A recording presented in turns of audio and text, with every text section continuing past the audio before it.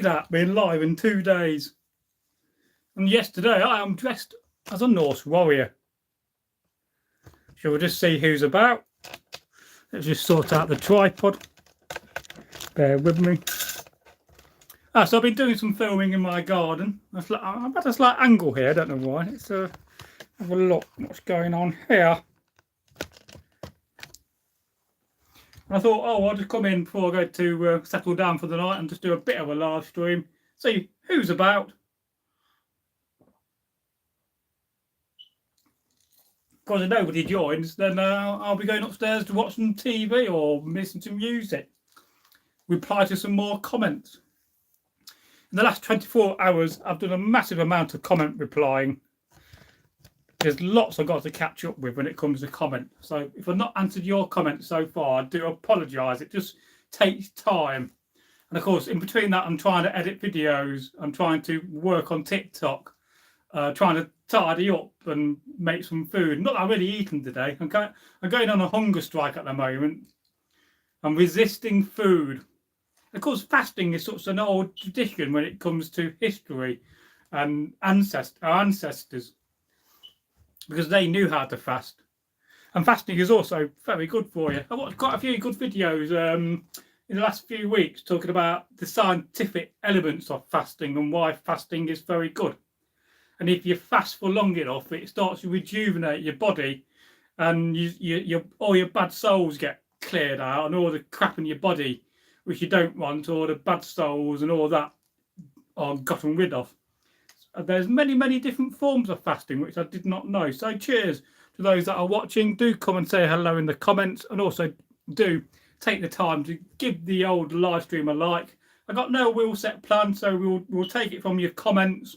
Perhaps talk about, being a modern Norse pagan in the modern world, and what's it like, and why Norse paganism is so fast when it comes to growth. Because I think it's quite fascinating. Because and then people always say to me, well, what is Norse paganism? Because a lot of people just have not heard of the term Norse. They always think, well, Vikings. Everybody's heard of Vikings, but not many people. I've had to explain what a Norseman is so many times in my life, and I've never really had to do that with Vikings, because I think most people would have heard of the Vikings.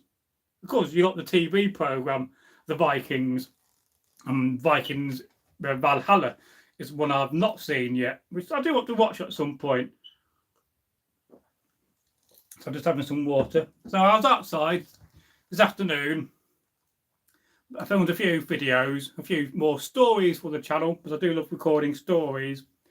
And I've been having I had this crazy idea for a while now, which I put a video out tonight, and I don't know whether it's worked yet. The old premise of a video is, to me, dance on camera and not play any music to you guys, and see if you guys can guess the song I'm dancing to. And what I didn't really realise in that video, when you're trying to mime to something, or you're trying to mime to a song, it's actually quite difficult not to say the words out loud. But I certainly, when I had headphones on, so I wouldn't have heard myself, so I would have to try it again. It may be just a one-off mini-series, and if it's successful, we'll carry on and do a few more of them. It's just funny. From my point of view, I think it's hilarious. And of course today I put out a Day of the Cat video, kind of a medley, but what I didn't realise is that there'll be some parts in that video which are parts of other stories, so it's going to tease you to other parts of other stories but not give you the full story. I don't know whether that's a good or bad thing, but I certainly, within that Day of the Cat medley, there'll be a few videos that haven't been published yet, and I just don't have the time to go and sit and watch a video for 2 hours and edit it and vet it. So yeah, that may have worked or may not have worked. Of course, these are the perils and the mistakes you make whilst doing content. Yeah, so I've had a good afternoon out. I've been in the garden, did a little bit of gardening, dressed as a Viking. And then I read the comment the other day saying, doing gardening dressed in your chainmail, that will take some effort, was the rough premise of the comment. And it got me thinking, well, how long could you do some gardening, do some digging, mowing lawn, chopping down some brambles, what would it be like to wear your chainmail or your bryony or your halberd? It's the other words which are more authentic for it. But of course, if you go to somebody and say, "Oh, this is my halberd" or "This is my bryony," they haven't got a clue what you're on about. But if you say chainmail, everybody's heard of chainmail.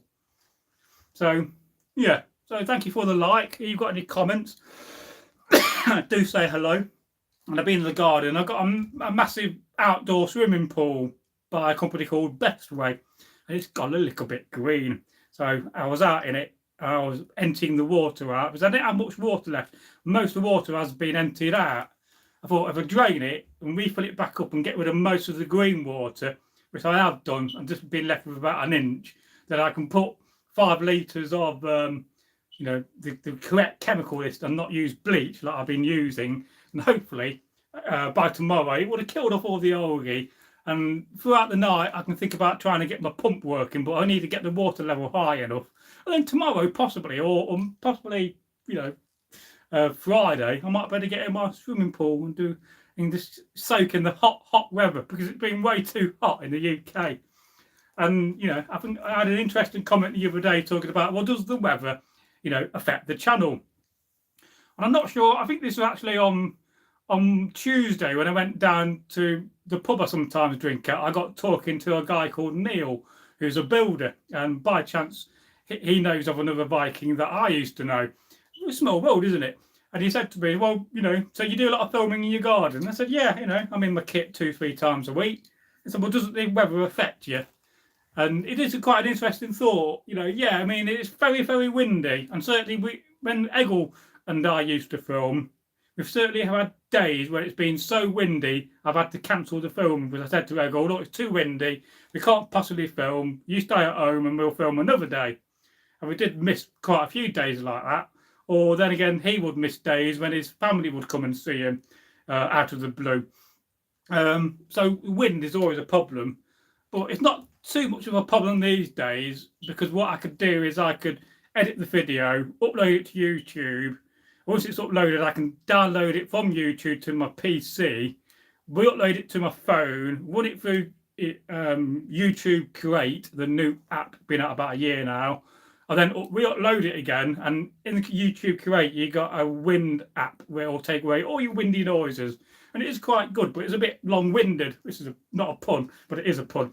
So you can do that if I want to reduce the wind noises, and certainly in a lot of the videos from the early days, because we never had a decent camera. I mean, just to think about it, we started filming with take care on a Samsung S6, which is so basic. I mean, this is an S20 somewhere, but I can't find it in my house. I've got an S23 and it's dead, no battery, and I can't find it, save my life. But luckily I found this old phone, and I do have another phone as well, but it's got a problem with the camera. It's got one of these focusing errors when it's trying to refocus, so it goes out of blur and then it tries to like zoom in a little bit and you get a bit of an error in the video. So yeah, but then the rest of the time I'm filming now on a decent SLR camera, which I bought a couple of years ago. So yeah, so these are the perils of being a content creator. So I filmed a few stories. I made a couple of videos I wanted to cover about Norse weapons. I've done that today. So they'll go onto my PC, and eventually, one day, they may be edited and published. But the thing is, you're always constantly trying to catch up with everything you're doing. If I'm not editing videos, I'm not answering comments. If I'm not answering comments, I'm not publishing videos. If I'm editing or answering comments or working on the SEO, the search engine optimization, or the metadata as we often call it, I'm not actually outside filming or doing live streams.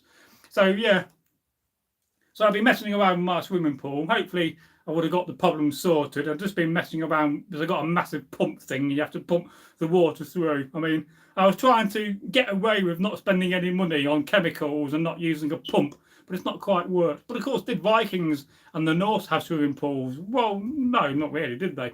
But they did have lakes, and it does make me think how many people in the medieval age actually knew how to swim. Because we often take this for granted, and still today a lot of people don't know how to swim. But in those times, that could be the difference between life and death. If you're in a fjord and you fall off the longship. If you can't swim, you're going to sink, aren't you? So, and I guess we're never going to know that answer because they don't fundamentally keep those sort of stats. But was it 10%? Was it 50% of people knew how to swim? Did they actually learn how to swim? Well, you would have thought if you're living by the coast, there you are. There's old Olaf the Viking, and he's he's living in Norway in a fjord, and he's by the sea all the time and by rivers. Then you would have thought he would have learnt to swim as a child, wouldn't you? Because it's quite essential to know how to swim. But it does make me think, and it's a bit of an obscure question. What do you guys think? What percentage of people knew how to swim? Because if you're landlocked, if you've never seen the sea before, and let's face it, I mean, even back a few, 50, 60 years ago, people didn't leave the village they was born in, and so they would have been very localised as to their travel. So if you're born in Derby, there you were in North Saxon, you may have never seen the sea in your life. And I always find that to be quite incredible. But ain't it amazing when you go away and you see the sea and what a joyful feeling it gives you to see this massive water, and especially if it's somewhere nice and warm, like, the Canary Islands or Spain, and you get to go swimming in the lovely warm sea. And of course, it's been a long time since I've had a holiday, so I'm quite looking forward to, in the future, one day, just having some nice, relaxing holidays. But I will filming these places. I will look for museums to go around. It won't be me, sunbathing by a swimming pool all the time, because I want to take you guys, and let's not forget the ladies, a siesta in the Norse word, and bruder is the Norse word for brother. Take you with me. Whether we could do some live streams whilst abroad, I don't know. I have to figure that out and maybe buy a localised SIM card. But I've got no idea how you go about that. So do we have any comments? Do please leave a comment. Do please say hi. If you don't know who I am, I'm called Braggy Magnusson. I am a storyteller, a historian, and I love my history. And this is just a hangout with you guys. Hopefully to read some comments, answer some questions. Because you're being awfully shy. And again, it makes you think how old shyness is. I mean, I guess, people have always been shy, and some people are very, very shy. Don't want to appear on camera. You'd be no good as a content creator, would you? If you're awfully, awfully shy and you're never going to show your face. But then again, you don't need to show your face. There's lots of big channels out there which are faceless and they don't ever show their face. So you don't need to show your face and appear on camera. You certainly don't need to appear on camera dressed as a Viking. But this is us and this is what we do. And I thought, well, whilst I'm in my kit, before I settle down for the night and maybe answer some more comments, maybe edit a couple of videos if I feel like it, watch a bit of telly, old telly. I don't like modern programmes, a load of rubbish. Maybe just do a live stream. This is where I am now. And I'm hungry because I've not really had a good meal since, when did I last eat? What day were we on? Wednesday, Monday night. I had a good meal on Monday night, but I've not really eaten since too much. I've had a packet of crisps today and that's it. I'm just determined to lose some weight because I put too much weight on because I've been having so many luxury foods and steak and burgers. But it's working because I've already lost a couple of pounds in the last 24 hours. Yeah. Oh, I do love water. So yeah, of course, I'm dressed as a Viking. I've got a couple of pendants. I'm still not overly certain whether this is a meteorite or not. I've got the suspicion that it could be. Perhaps I'll take a close-up and put it on the community page. I just got a pendant with my initials on, which I made years ago. I used to make these for people, charge them $4.99, and you'll get a little bit of wood, and it's a hazel with the initials on a thong with a bead, which probably is quite cheap these days. Because at one point I was on Etsy and I must have had, between 40 and 50 Norse and Viking products I was making. But it kind of took over my life and there wasn't a lot of money in it, so I kind of stopped doing it. And I do enjoy making things, but I prefer to make it for myself or as gifts. But you never know what the future holds, do you? So yes, I'm going to have a good live stream. And I've got some good filming done today. So I've got some more videos. What I like about the TikTok app or TikTok is that you can actually reply to people's comments. And I like that. It's a pity we don't really have it on YouTube where you could click on the comment and reply with a video, because that would be really good. Because a lot of your comments, you take the time to leave really good comments. And on 2 or 3 occasions, I have made videos from comments, but it's a bit long-winded if you can't actually click on the comments and say reply with video.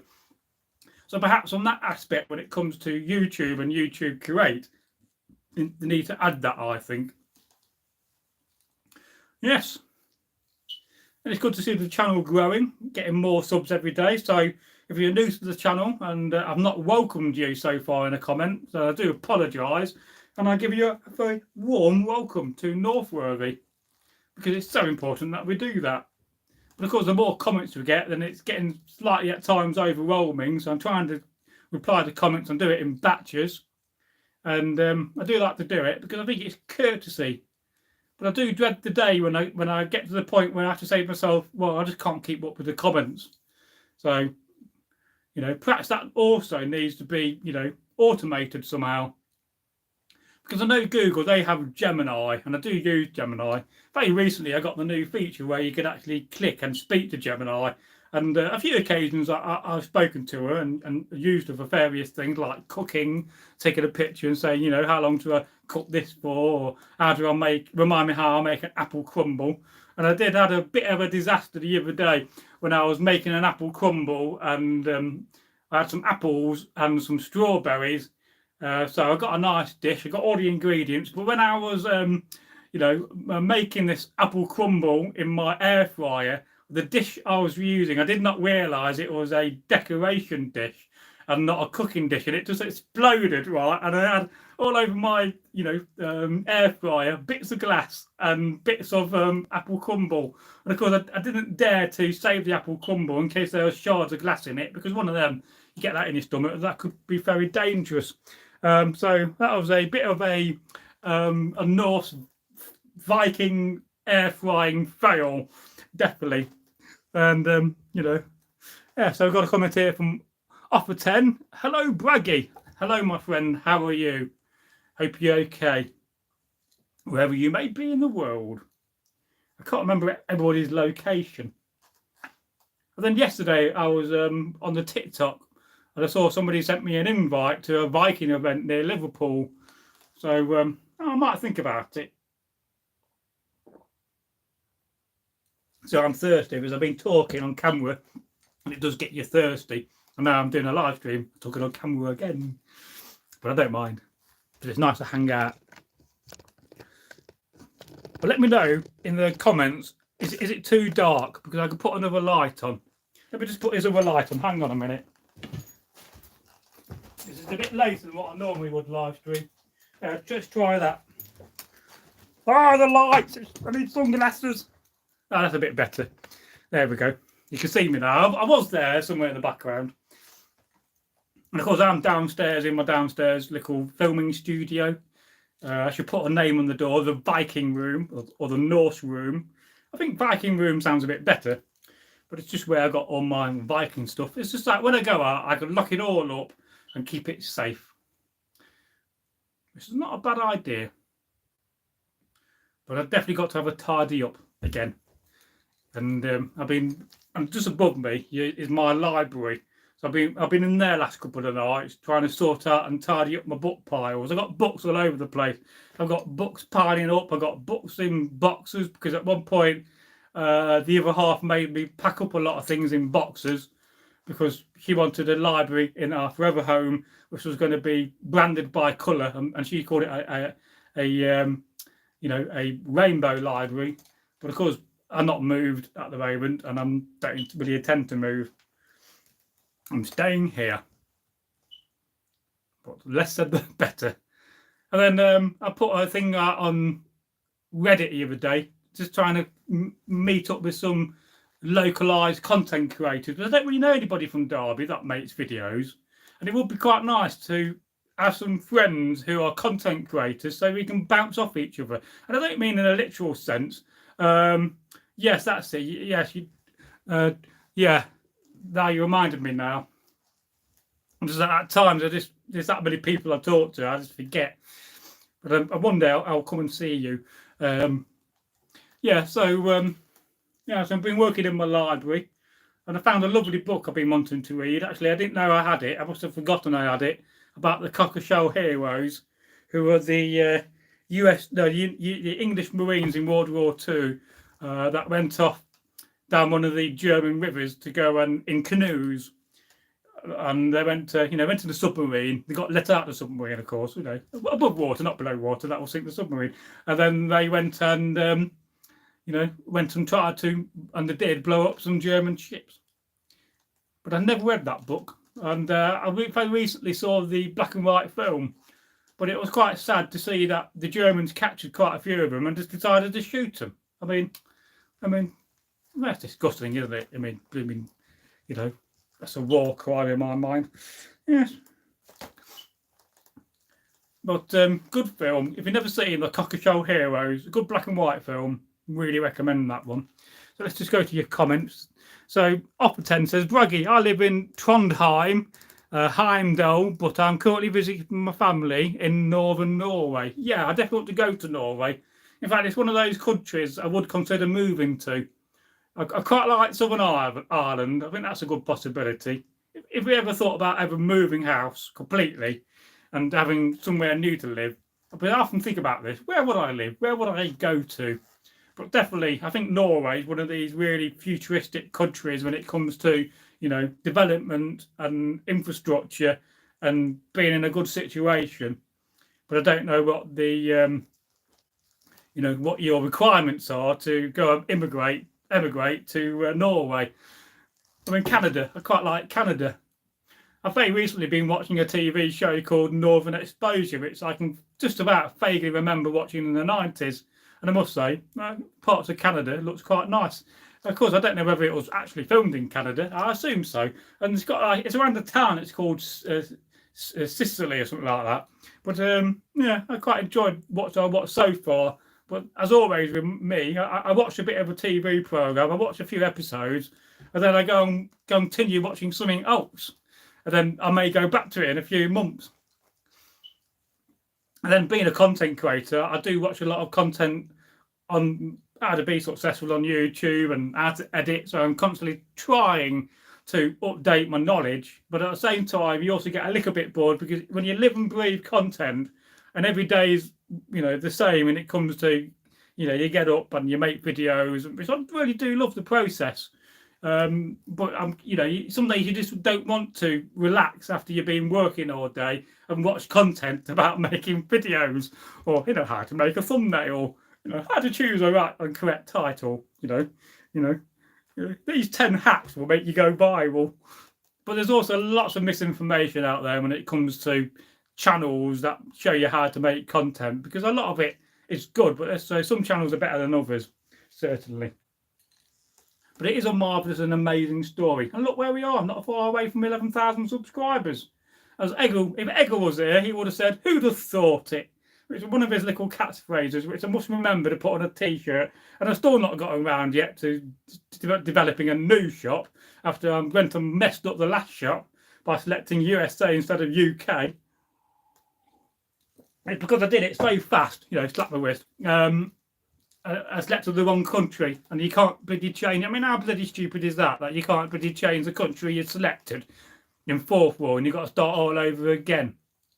And I bet you I'm not the only person that's done that. But unless I emigrate, I could emigrate to America and save the bloody asshole starting a new shop. But I don't know if I really fancy doing that. I'll start a new one. But at least I've got all the designs ready to go. And it won't take me long to do the descriptions using AI, because if I'm writing the descriptions for all the products myself, it'll just take me forever, and I'll just give up with a total fit of madness and go in a mad Viking berserker rage, like, no more bloody descriptions, So it's quite good that I can take advantage of AI, even though it does get things wrong, and you do have to check. But I wonder where we're going to be in a year's time. I mean, how good is Sora? I've been using Sora quite a bit, as I'm subscribed to ChatGPT, I thought, well, let's not be tight. I'll spend the £20 a month and subscribe, even though it's a lot of money a year, really, just to use AI. I think AI should fundamentally be free. But as soon as one massive company makes it free, that's going to put pressure on the other companies to, to make it free. And then Oxford says, for a Brit, it's not difficult to move here. Everyone speaks English. Well, that's fantastic. I'm just thinking what those comments were about. I joined this Northern Heathen group on Facebook today, but somebody sent me a message, some woman in America, I think, saying, "Oh," so I thought I'll have a look and explore it. Though normally in the past I've always stayed away from a lot of these, Northern or Norse groups, because some of them do have a bad reputation. This one seems okay because they vet everybody, so you have to be added by an admin on your friends page. Then they look at your profile to see whether you got any red flags. They don't want hatred, so that's good. But it does create that community. But it also makes you think what some of the misconceptions about the Norse belief system are in some of these groups when they're not fundamentally from Scandinavia or Europe. So we'll have a look. If I can learn a few things, that would be good. And I am preparing to film a video on Norse paganism. It'll be probably about 25 minutes long. Is that too long for a video, or do you want them to be shorter, about 10 minutes or 8 minutes? And then yesterday, I filmed a video about resilience, a part of the mental health videos, and I kind of related it a little bit to the medieval age and just my life. Because let's face it, I know we're a channel talking about Norse history, but it's not just fundamentally the channel and what we're talking about. It's also about me as an individual. So I try to relate it with what I've been through with, bereavements in my life, and how to be tough and have that mental, ability to carry on and keep battling on, as I often told people, because life is a battle. We seem to go from one battle to another battle. And I don't mean like, a physical battle where we're all going to line up and bash the crap out of each other. We have a lot of mental battles in life. We have a lot of challenges. But, we persevere and we have that resilience to move forward. And it makes you stronger. Although now I've related it to people in the military, because I've had lots of friends who've been in the military, been in the army. And it's one of those regrets in my life, because I wanted to join the RAF when I was in my teenage years. But I think I couldn't quite pass the exam. It wouldn't let me join. And then my dad wouldn't let me join the army. He said, "No, I'm not having no sort of mind in the army. I was in the army, bloody hated it," my dad said. So that kind of put me off back in the day. But I kind of regret it now. I kind of wish I did, actually. But and then at some point, I definitely got to film this video talking about the modern dad's army and how, whether it should be brought back into the UK. And I know there's been some talk about it in Parliament, where they are talking about actually bringing back the Home Guard or having a version of it. But is it going to be a good thing for society? Or is it going to be a bad thing? And are they going to be just fundamental, puppets of the government? I don't know. So I can see it on one hand being really good. But on the other hand, I could also see it being quite negative. But I think it would be quite worthy talking about it on video, because I quite like the idea. But whether I'd volunteer for it, I don't know, because I don't really believe in volunteer. It's always one of those bits of advice I've had from a lot of friends who just say to me, "Oh, never volunteer for nothing in life." Oh, look, I got a shadow. Oh, it's a shadow person. Oh, it's me. Yes.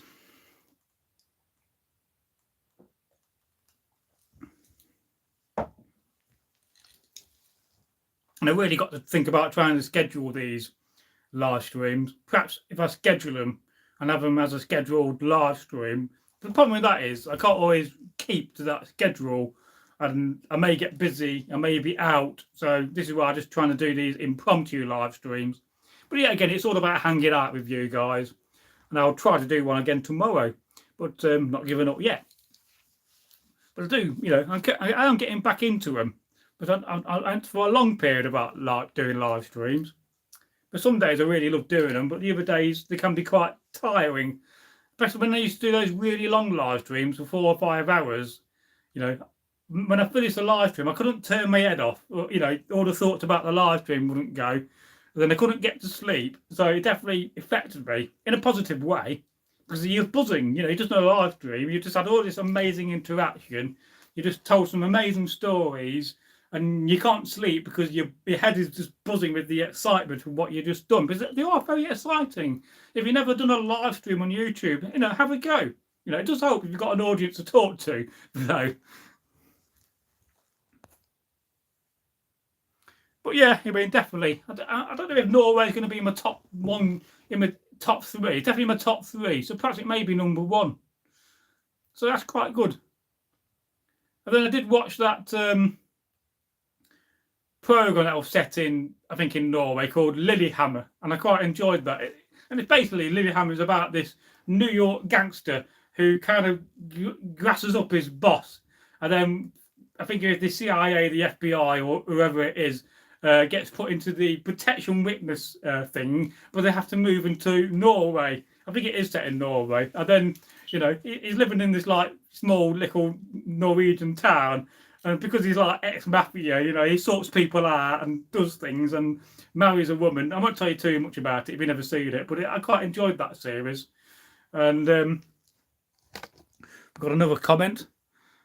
Opperton says, I was in the army during the war, the Cold War, but at the time everyone had to serve. Ha. Well, yes, because serving in the army is compulsory in a lot of the Scandinavian countries, and I think that really is a good thing, really, because it teaches you discipline. And if you've been in the military, then you're going to have a lot of this structure to your life, which the military gives you. So going back to what I'm talking about, I kind of lost track of over when I was talking about it. I've always admired people that I've known that have been in the military, because they do have a lot of discipline, and you know, they're very generally organised people. And I've certainly had quite a few friends that have served in Ireland and Iraq and Afghan, and you know, some of the stories they've told me are quite scary and frightening, because let's face it, you're in the middle of a big gunfight, grenades going off, and you know, bullets flying around you. That's not a good experience. But if you come out of it, and it makes you stronger, probably. And if you can face that, then you can probably face anything. And my uncle, he was in the army. My uncle-in-law, he was a RSM, a regimental sergeant major. He used to drive a tank. Yes.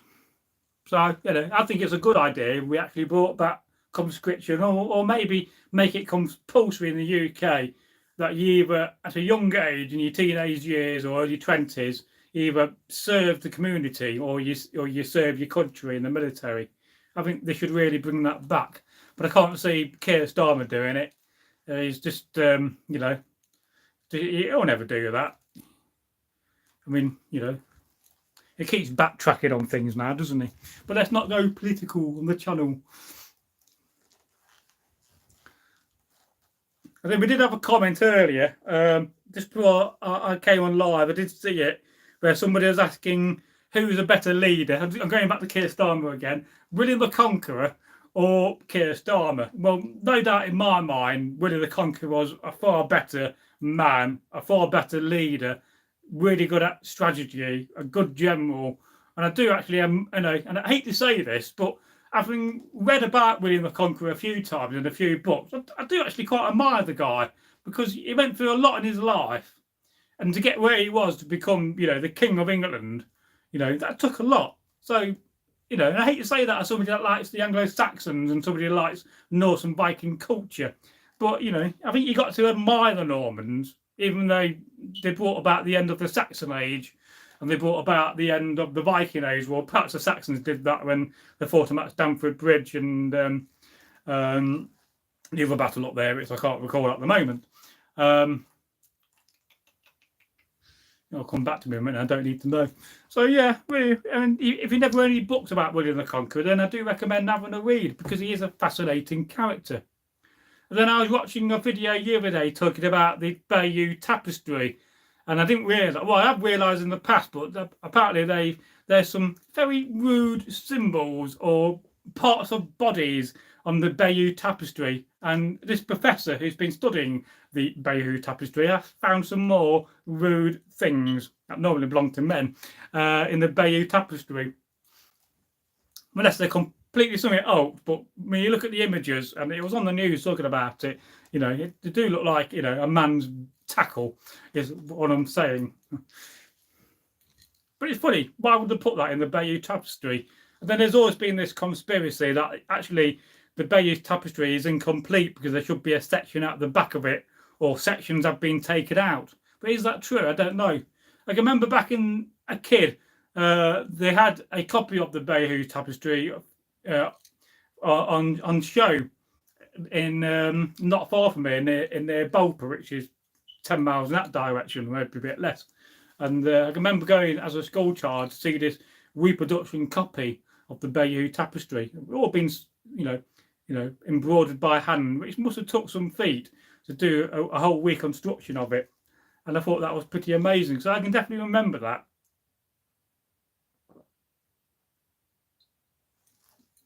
Ah, water. What a blessing.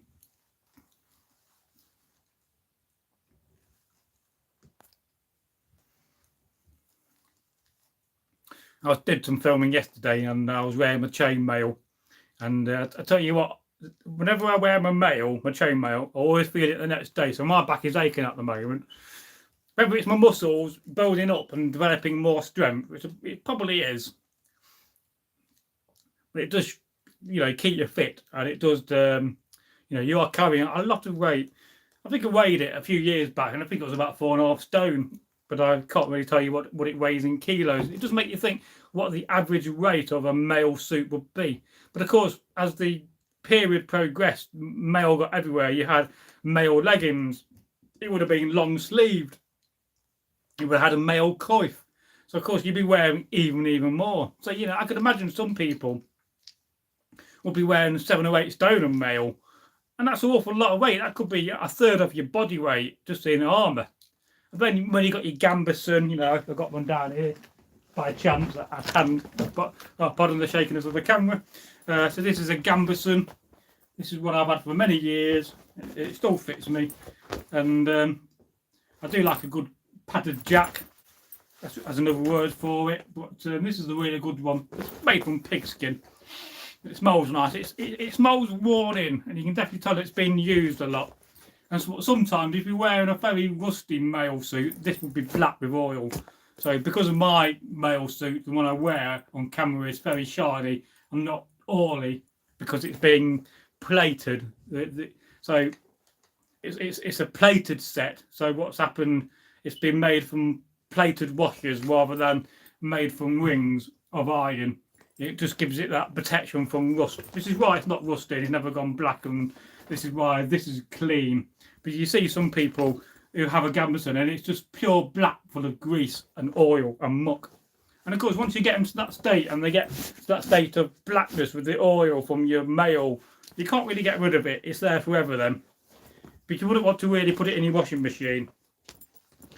And this was made by Cormac O'Neill, who used to be a trader and somebody that made stuff from Ireland.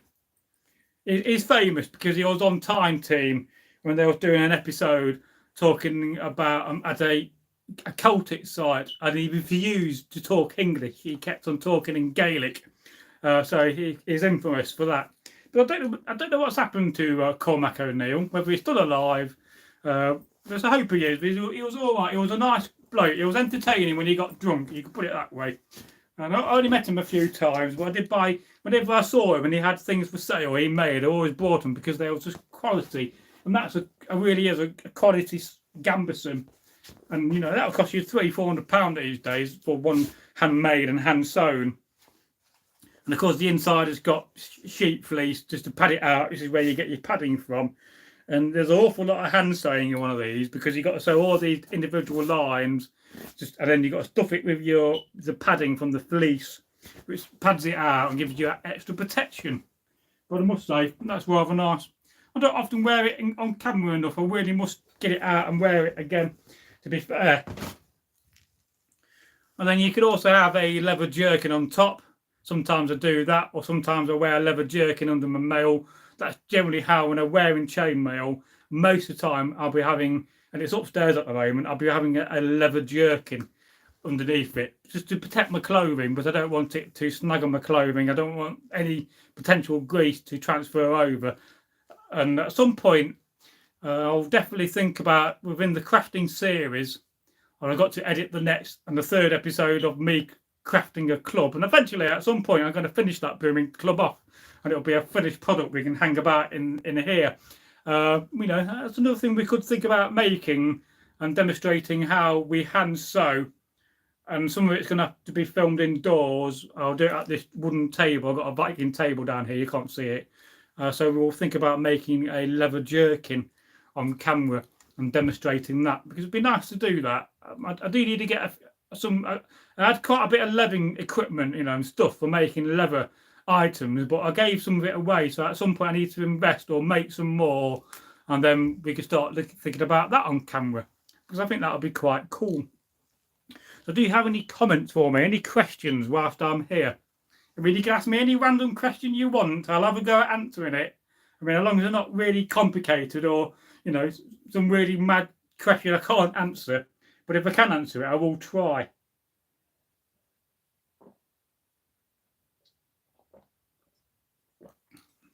I'm thirsty. Of course, it's gone dark out there now. And I think today has been a good day because I've not been attacked by midges. I keep getting bit by things. Midges or whatever's lining the grass.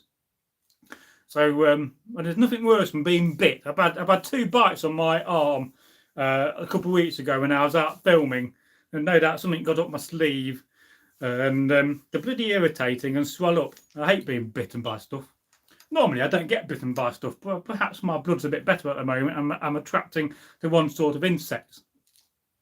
But it makes you think, how we would have dealt with that back in the day. But then they probably knew about the herbs and the plants you could rub on you to keep away the midges and the insects. And of course, if you got to the point at night time when the midges are out, or the little flies, you would have been in your longhouse by then, sitting by your fire, eating your dinner, resting and getting ready for the next day. Repairing any leather work, polishing your sword, maybe your helmet, So yeah. And I do have something down here which you may not have seen on camera before. Let's see if I can get it out. Wait a minute. Oh no, it's not coming out. I need a hammer. What have I got around here I can hit it with? Here we go. Hang on, I'm coming back. Maybe not. So you may be asking yourself, well, what does a Viking anvil look like? And it's one of those odd things that I made a few over the years. So just in this old log, I got a Viking anvil, because you never know when you're going to need one of these in your life. It's just a square block that's been worked on a forge. I was going to try to get it out, but it's not moving. What I do need to get is a better log. I'm always after logs. Whenever I go out and I see good logs, I can pick them up for free. And, it's on the edge of a road somewhere. And I know at the moment where there's some really nice logs, I always try to get some, because they make great blocks for anvils and stuff. And then when I was talking to my friend the other day, we were talking about dismantling my 2 forges. So I've got 2 real big industrial forges down the workshop, and would love to get them down here. I'd have to keep them in my yard at the back, clear space, and then put them under a plastic tarpaulin for winter time, because they're going to get a bit rusty, but it don't really matter to me too much. And then King Turbulent, the Neil Giant Slayer tank. Hi. And of course I put a pretty video or pretty picture out today of some Vikings riding a Sherman tank. It's not quite got to the point where you can tell it's not AI. You can definitely tell it's an AI generated video, but I did create a good prompt for it. I normally have the concept of the image, then I'll normally run the concept through AI and say, go and write me a better prompt, and it goes all these lines of data and tells it sizes and what to do and the atmosphere. And then I run it through Sora normally. But that was quite a funny one. And I've actually, I've been a Viking and ridden the tank into battle. Not fundamentally into battle, but, we've done the battle and you have a big parade and, a tank goes past you. You say, oh, give us a lift, mate. And you say, oh, jump on them. So I've been on a few tanks in lots of different uniforms, and it's always quite funny when, You're standing there and 20 Vikings go past in a US Willys Jeep, being driven by an American soldier, of course. They don't just let Vikings go and drive your Jeep. And then many years ago, I knew a guy who used to make tanks for a living. If he wanted a Panzer tank, he would buy a Russian tank and then convert it into a Panzer tank. But I don't know whether he's going anymore. And I had another friend of mine who collected tanks. And one time he bought a tank and the brakes didn't work. He parked it on top of the hill and it slid down and it crashed into his barn and completely flattened his barn. So if you're going to park a tank up or you don't know whether your brakes work, don't park it on top of a big hill,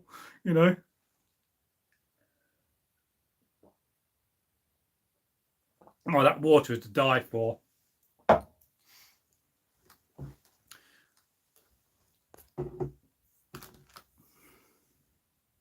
Then Opperten says, Bruggy, do you have any medieval festivals where you live?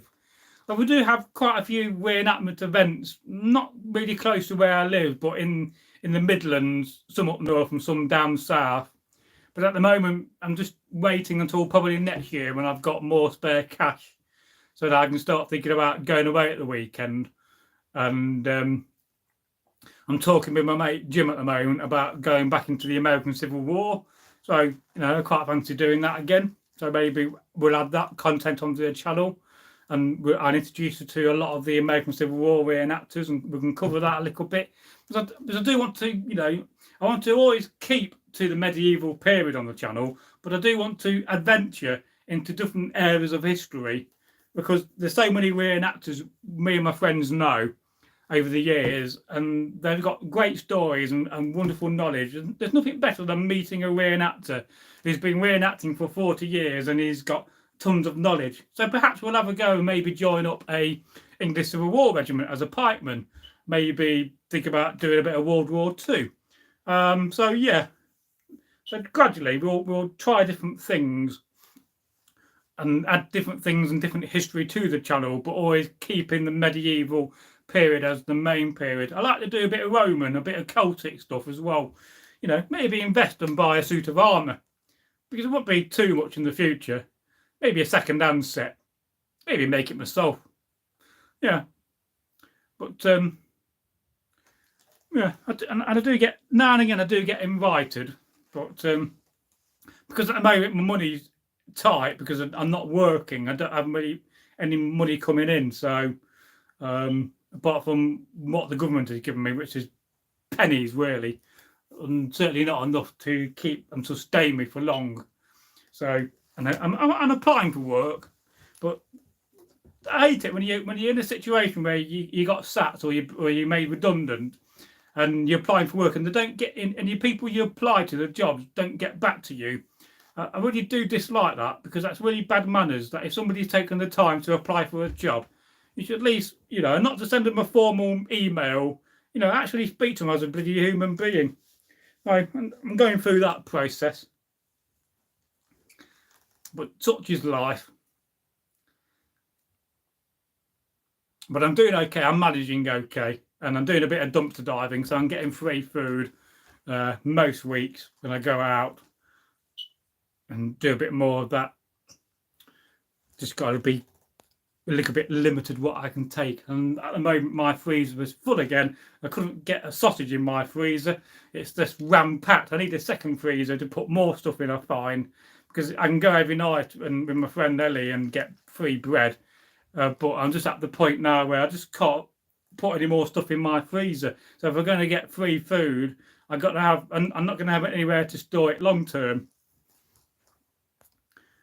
And then King Edward says, I'll have to buy Viking stuff somewhere else, as Grimfrost don't ship to the UK anymore, as they only ship to Canada and USA. Oh, I didn't know that. But then again, Grimfrost isn't a very good company to buy stuff from, because it's very generic. And, like some of the tunics and under tunics are made from cotton, which you don't want. So perhaps try Celtic Red Merchant. You could try them. They're in Brussels, I think. Because when I first brought from Celtic Red Merchant, I thought, oh, they're going to be in Ireland with a name like Celtic Red Merchant, but they're not. They're in Brussels or somewhere like that, or Belgium. But we do need to gather a list of good suppliers of Viking kit. But I mean, I've seen some reviews from the stuff from Grimfrost, and it's not brilliant. It's very commercial. But there must be some good American suppliers out there, because there is a thirst for what we do. But at some point, when I've got the money, when I go to shows, I'm going to start buying excess gear, which I don't need. And then I can supply people like you guys. If you say, well, Braggy, I need a good Viking woolen tunic, or I'm looking for a nice sword, and I'll make a little bit of money on the top, and then I'll sell it over to you. That's one thing I thought about doing, because there is a supply and demand, and I'm certainly going to have the coin in the future to say, well, yeah, I could buy excess, keep what I want, and then sell some of the things on. But I don't know, whether that's something I should do. I don't know. Is that profiteering? So then, a lot of the stuff I buy, I either make myself, or like this is eBay. So I look for eBay. I go to Facebook marketplaces, or in the old days when I was going to re-enactment events, or go to the re-enactment market where you'll have 50 traders, maybe half a dozen of them will be, Viking traders or Norse traders. I'd buy second-hand stuff if I could, because that's a really good way of buying good kit, because it's authentic, it's being used, it's got that used look. There's nothing worse, I think, than somebody, you see some of these pictures and you can tell all the kit they're wearing is brand new. So I often tell people, if you buy a new kit, and I said this to a guy called Callum on Friday, because at the moment he's buying some World War II kit to do an event. And I said, well, when you get it, just go and roll about in the field for half an hour. Make it look a bit worn and tatty, because it looks better on camera. And if you got worn kit, and it just looks better. And I used to know a guy who was a reenactor, and I can't quite remember his name, but he bought this brand new kit, and we all took the mickey out of him, saying, look at that, you look so brand new. I mean, you look like you just come out of a shop. So he said, right, I'll sort that. So half an hour later, he came back, and he looked like he's been in the war for 2 years. It was scruffy, mud all over the place. He's been rolling around the fields. He's been running through streams and lakes. He's been rolling in water. And every puddle he found, he rolled in, and he looked like he's been, in the war for 2 years. But as long as you do that, you just be careful. Because the one thing you don't want to do is damage your kit in the sense of cutting it or making holes. But if you're running around, if you just roll about in the field and get a little bit of mud on it and get a little bit of wear, it just looks better, in my mind. And then King Edward says, I've already bought things from Grimfrost in the past and never had any problems with delivery. I was looking forward to getting the replica silver coins based off the finds in Denmark.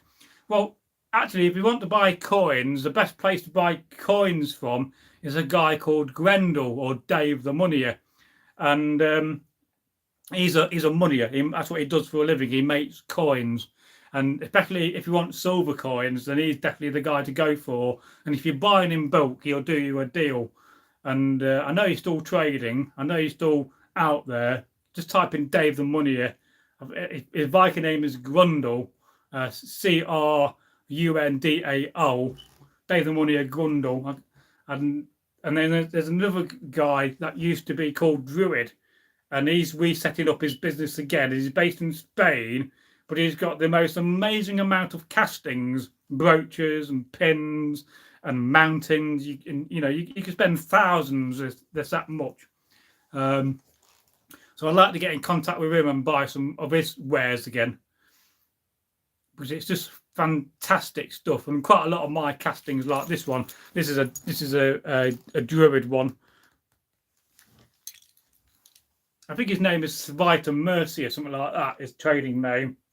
But I know last time when I looked last year, his website was offline, and there was a message saying, I'm just redoing a new website, so just bear with me.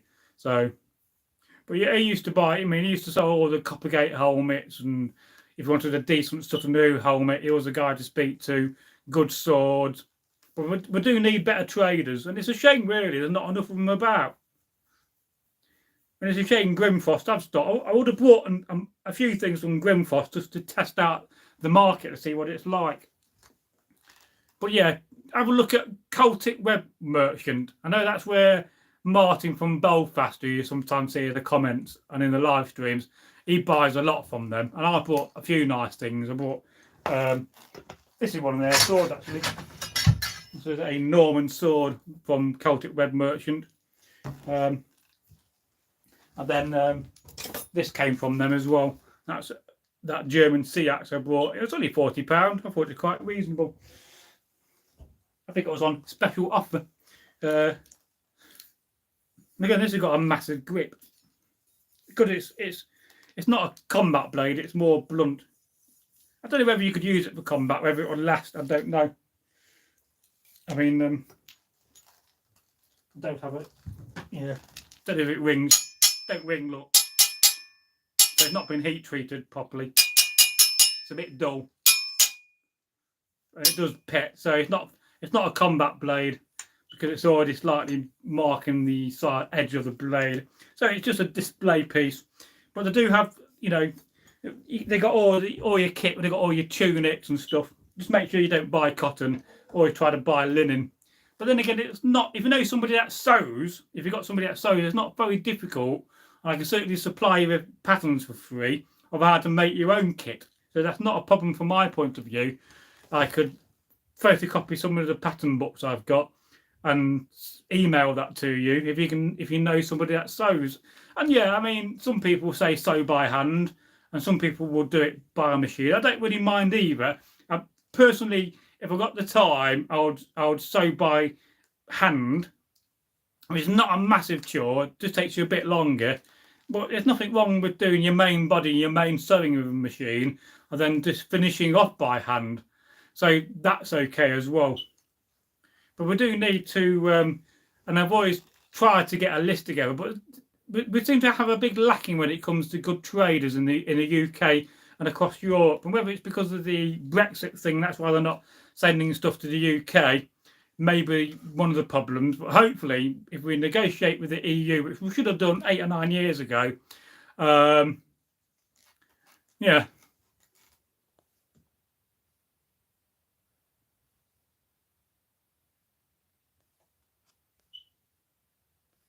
Then King Edward says, I'm looking to get a Viking boat as the boat I have is falling apart.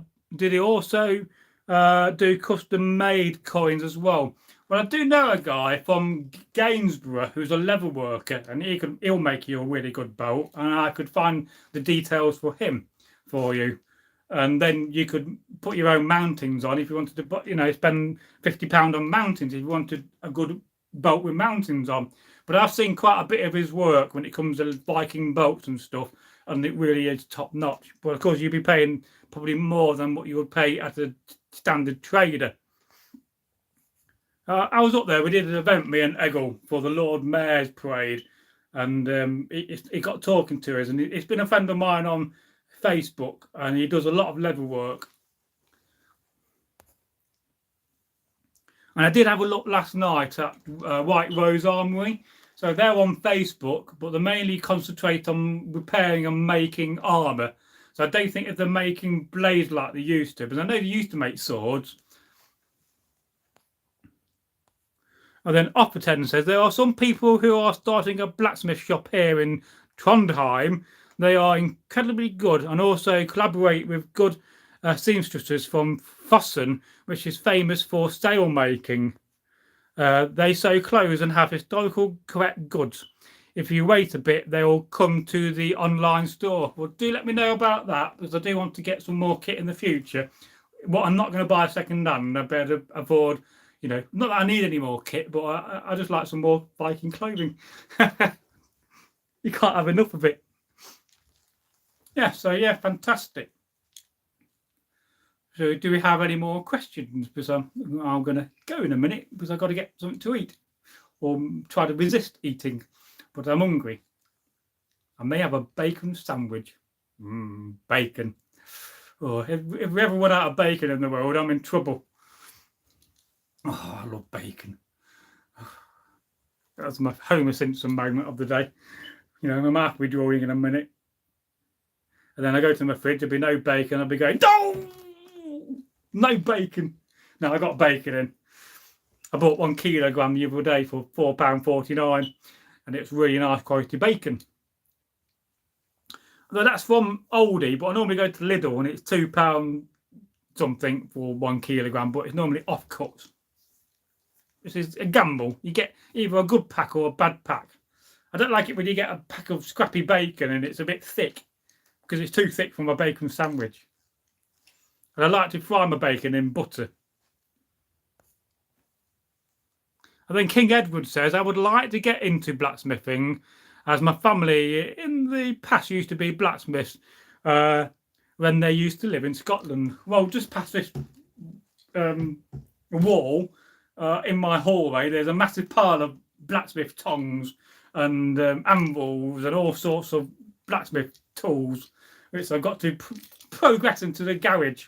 And then I've got to get a plastic tub and get a load of white vinegar and derust them again. So another job for another day. But I do have a lot of blacksmithing equipment, because I've just been buying it and collecting it for years and years and years. Because it's always worth, I know, go to car boot, if I see a pair of tongs. And these days, you know, second-hand pairs of blacksmithing tongs can go for a lot of money. I see them online, you know, £50, £100, £150 for a pair of tongs. I mean, I could probably show you some if you wait a minute. Hang on, let's see what I can find. I'm coming back. There we go. So, just one typical item I've got. I've got quite a few of these. You can never have enough anvils, and this is a good armoury anvil for doing armour. And again, it's rusty, so it wants putting in a big vat of white vinegar. Maybe give it a scrub down first with a wire brush, and then put it in that. But I do have a lot of blacksmithing. You know, I got 4 or 5 anvils, and you know, big anvils. I got one anvil. It's so big I can't even lift the damn thing up, and it's got to get in my car at some point to move it from the workshop down to here. But it's so blooming heavy, and the log it's sitting on is about 3 foot wide. It's that big, and then they go for an awful lot of money. But yeah, I don't want to sell it. I want to keep it, get it all nice and clean. And then I saw on, I think it was on Facebook the other day, I follow some pages about tools, and there's a guy going around showing you all these tools he's collected. And he's got, you know, dozens of anvils. He's got all these tools, and you know, I think it's great to collect this stuff, but I also think it's a bit sad that you don't use it. And it makes you think, you know, how much of it has just gone to scrap and been melted down. An awful lot of blacksmithing equipment has gone over the years, so it's getting scarcer and scarcer and scarcer. And of course, more people are getting into it. And yeah, I can show you this. Hang on a minute. I'm coming back. In my unprepared Viking room. So if you do blacksmithing, you definitely need a good leather apron.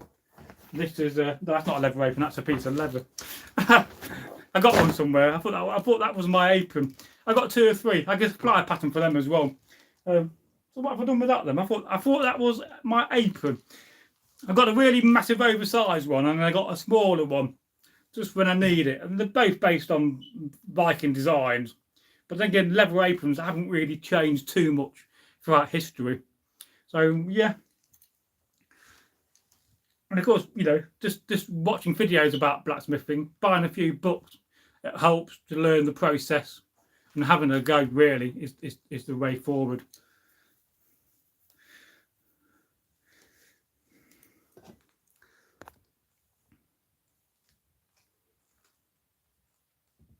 Yeah, and then Opera 10 says, King Edward, that's very interesting. Well, it's great. I mean, there's so many people doing smithing these days. In Darley Abbey, 2-3 miles away, there's a guy that makes kitchen knives, and he's got a forge, and he's very well known now. He's quite famous for making kitchen knives. I wonder if he'll make me a sea axe. Then I think in the other Little Eaton, there's a blacksmith there, and he does bespoke things and makes gates and you know, iron fences. So there's more blacksmith around than ever. I mean, at one point, many years ago, there was arguing no blacksmiths about, but now they seem to have made a comeback. And there's lots of amateur blacksmiths as well. So yeah, have a go, enjoy the hobby, make a few things, make a few mistakes. You're gonna have things in your forge. You're gonna get it too hot and get distracted, and you'll come back and you'll just find your bit of metal's gone. It's just gone and melted away. So when you're working a forge, always keep an eye on it. Always make sure that what you're working on doesn't get too hot. You can always tell, because when it gets too hot, it just starts sparking with all the metal that's melting away. So these are little tricks you learn. Right, do we have any more comments? If not, I'm going to say goodbye in a minute. I've got a comment here from King Edward. My dad's dad made a family tree which shows what jobs they did, from farming, blacksmithing, and a mayor of Manchester during the late Victorian era. Oh, that's cool. My dad worked on the Vulcan, the aeroplane. He was a foreman for Rolls-Royce at the time, and he was in charge of all the inlets for the engines. And he spent hours and hours hammering away when he was lying inside the engine bay and making the engine inlet. And I got quite a lot of memorabilia about the Vulcan. So that's cool. And then another relative of mine was an engine driver. He used to drive a train. I really love to do the family tree and actually find out on both my mum and dad's side where we came from.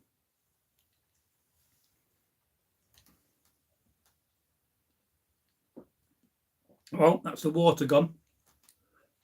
And I'll tell you what, that was really tasty. Because when it came out of the tap and out of the filter system. And then King Edward says, my family helped build the Manchester Grand Central Railway Station. Yeah, I've seen that station on video and in person once, and it's pretty amazing. And we certainly don't make things like we used to when it came to, the Victorian age. I mean, they knew how to make things. I mean, some of the things they made, we couldn't make today, could we really? Well, if we did, it would cost so much money, it would be outrageous. But, oh yeah. Yeah, what I've done with my leather apron. It's around somewhere. It's a peril when you got too much Viking kit, you just lose stuff in your big pile.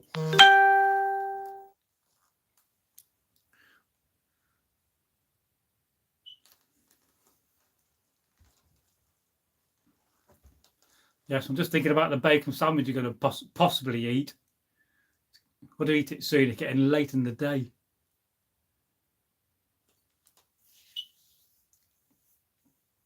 I got to go outside, get my black bin in. I could do that dressed as a Viking. That will give people on the street something to look at. But then you're going to live in a really big street where the houses are massive and nobody talks to each other. I mean, literally, I could go months and months and months about speaking to a neighbour, because they're very unsocial around here. I do talk to my neighbours at the bottom every week. I go around and see them. Normally have a cup of tea. I was around there the other night and had a beer with my neighbour Mick. That was very nice. It was a German lager. But it's probably my turn to invite him around here for a cup of tea or a beer. But we're going out on Friday night, so I won't be doing a live stream on Friday. There's my local pub's reopening. And I already said to my neighbours, let's go down, because my other friends and their friends, we've both got the same friends, are running the pub. So I'm going to go down and have 3 or 4 lovely pints of beer and, have a good night out. Of course, I'm not allowed to take your phone, because in the pub I go to, they're not allowed phones. It's banned. And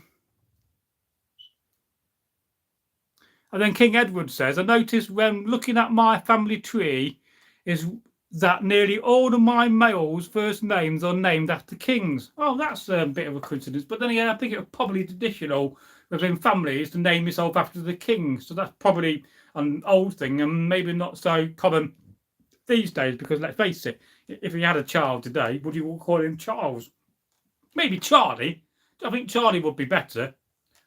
And as you say, he's on the way out, don't they? They say he's not very well and he's not going to last for long. So maybe in a couple of years we'll have a new King William. King William. And then Opperton says, oh, Braggy, now I'm hungry too when you talk about bacon. That has been terrible habit. Whether it's a skill, whether it's, some people, I think it's a skill, but I've got the ability to make people hungry. I really do. I mean, the amount of times I've done it with friends, we'd be sitting in a pub or at work, and I would go, oh, I could eat a nice fried breakfast. Imagine it, 2 eggs, 4 rashers of bacon, 2 sausages, fried potatoes, fried bread, a bit of toast, a cup of tea, and they're going, oh, they'll be like doing this, oh, bloody hell, Andy, you made me hungry again. So I've all through my life, I've had this amazing ability to make people hungry. I think that must be a skill. It's the way you say it. You've got to say it slowly. So when you say it, when you go, bacon, they're thinking about bacon then. Bacon. And you go, sausages. Sausages. I've been making you hungry now. Fried eggs. I could have a fry up. I'm trying to lose weight though. I'm trying not to eat. So the problem is I've got steak in my fridge. I've got pork in my fridge. I've got some lamb in my freezer. I've got steak in my freezer. I've got more frozen chips I could ever throw at a chippy. So I'm doing all right at the moment, food-wise. I'm just trying not to eat it. I never eat it. I always eat it late at night. This is why I'm putting weight on. I need to eat early in the daytime and get myself some better eating habits. But yeah, I've always had that amazing ability to, and the amount of times people have cursed me going, oh, bloody hell, you made me hungry again. Yeah, this is making me smile to think about all the friends I did that to. I had a friend called Sam, and I used to make him hungry. He used to love roast dinners. So I used to go to him, hey up, Sam, just imagine a big roast dinner. And, what do you mean? I said, big roast of beef, Yorkshire puddings, lovely roast potatoes and parsnips, mushy peas. He used to love mushy peas. And on a few occasions he left me to go home to go and get some food because I was so hungry. And I love bacon. Perhaps I'll do an whole entire episode. I'm just going to say bacon. That could be a new live stream idea. In today's live stream, I'm just going to go and mention bacon all the time. Bacon. Bacon. Bacon. And see how many times in a live stream I can say bacon. Bacon. Bacon. Because I like a good bacon rasher. I like my bacon to be smoked as well, because I think smoked bacon, when you get that lovely smoked bacon and it's got that lovely smoked taste, that's just to die for. And just now and again, I used to get proper organic bacon. It's not like this cheapy, crappy bacon where you fry it and all this white crap comes out. It's like proper bacon. It really is. And, it's like tough and it's tasty and it's yummy. And there's no crap and water coming out of it like you do with a lot of cheap bacon. And then Opperton says, oh my God, I don't have bacon here, so I have to settle for reindeer. Well, reindeer is just as nice, to be fair. You can have a reindeer sandwich. A bit of venison, quite nice. But reindeer isn't really venison, isn't it? I'm not sure whether I've had reindeer. It must be nice to live in a place where you can go out and hunt reindeer and deer so freely and openly. It's another reason why I'm quite attracted to Norway, because I think you have really nice food over there. And of course, it's the old Scandinavian, way of living as well. Because one thing I started doing, not on a regular basis, but I saw it on a video about how Scandinavians live. They take their bed covers out, the duvet, and they leave it outside to air in the countryside every day. So I've done that. I went for a period of doing it, and I must say, you put your duvet or your sheets outside, you let it air, you bring it in, it smells so fresh. And of course, Scandinavia, you've got saunas. I love a good sauna.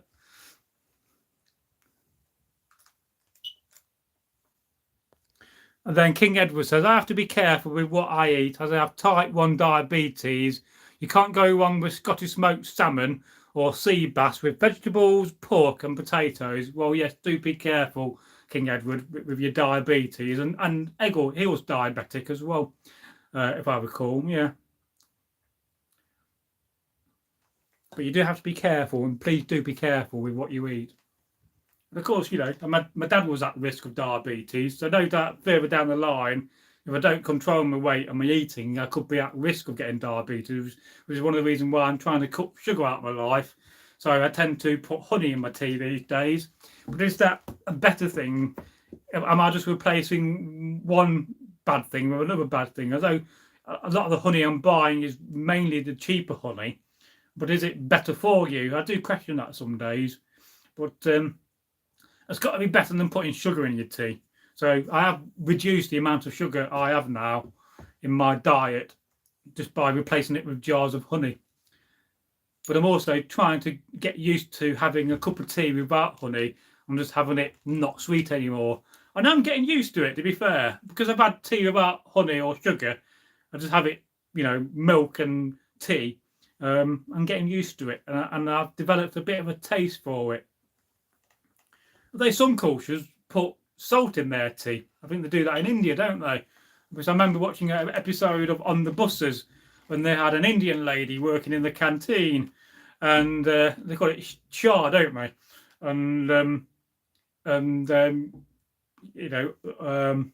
Blakey, the Inspector Blake, was excited over the fact that you could have salt in your tea.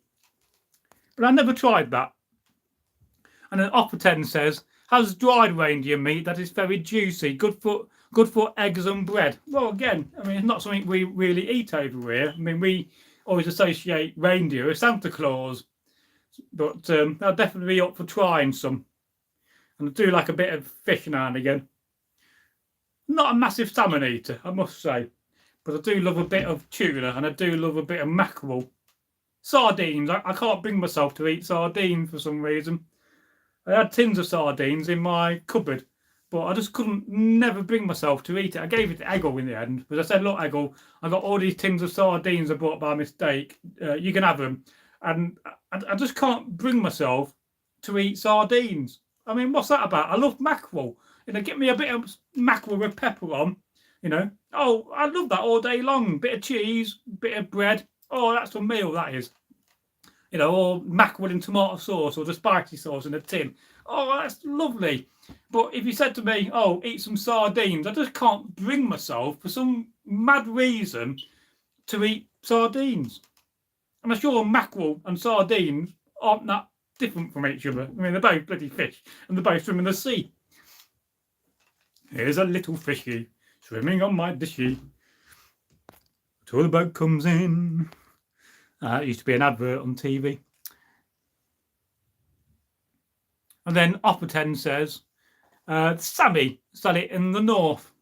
Well, again, that's another reason why I quite fancy living in Norway, because you can go up north if you get used to the weather. It's basically climatised to the cold weather. But you could have a lovely, nice, a lot of, and we don't do dried meat in the UK really. You get your packets of beef jerky, which are really expensive. But you're never going to get dried beef, or not really, or dried reindeer, or anything dried, because we just don't do it. It's not in our culture.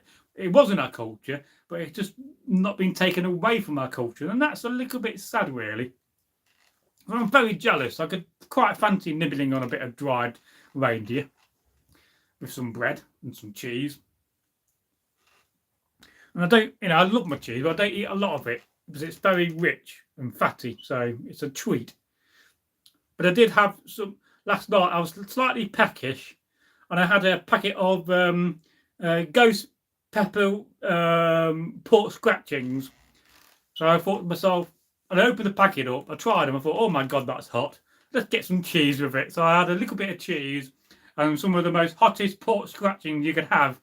And I must have some kind of resistance, but I didn't find it too hot. But certainly on the odd occasion when I was eating this pork scratching with the ghost pepper on, it's like, oh, that's a bit warm.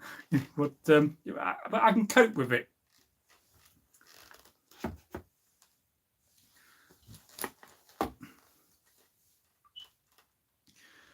Yes. Thursday tomorrow, Thursday. Ain't the week go fast?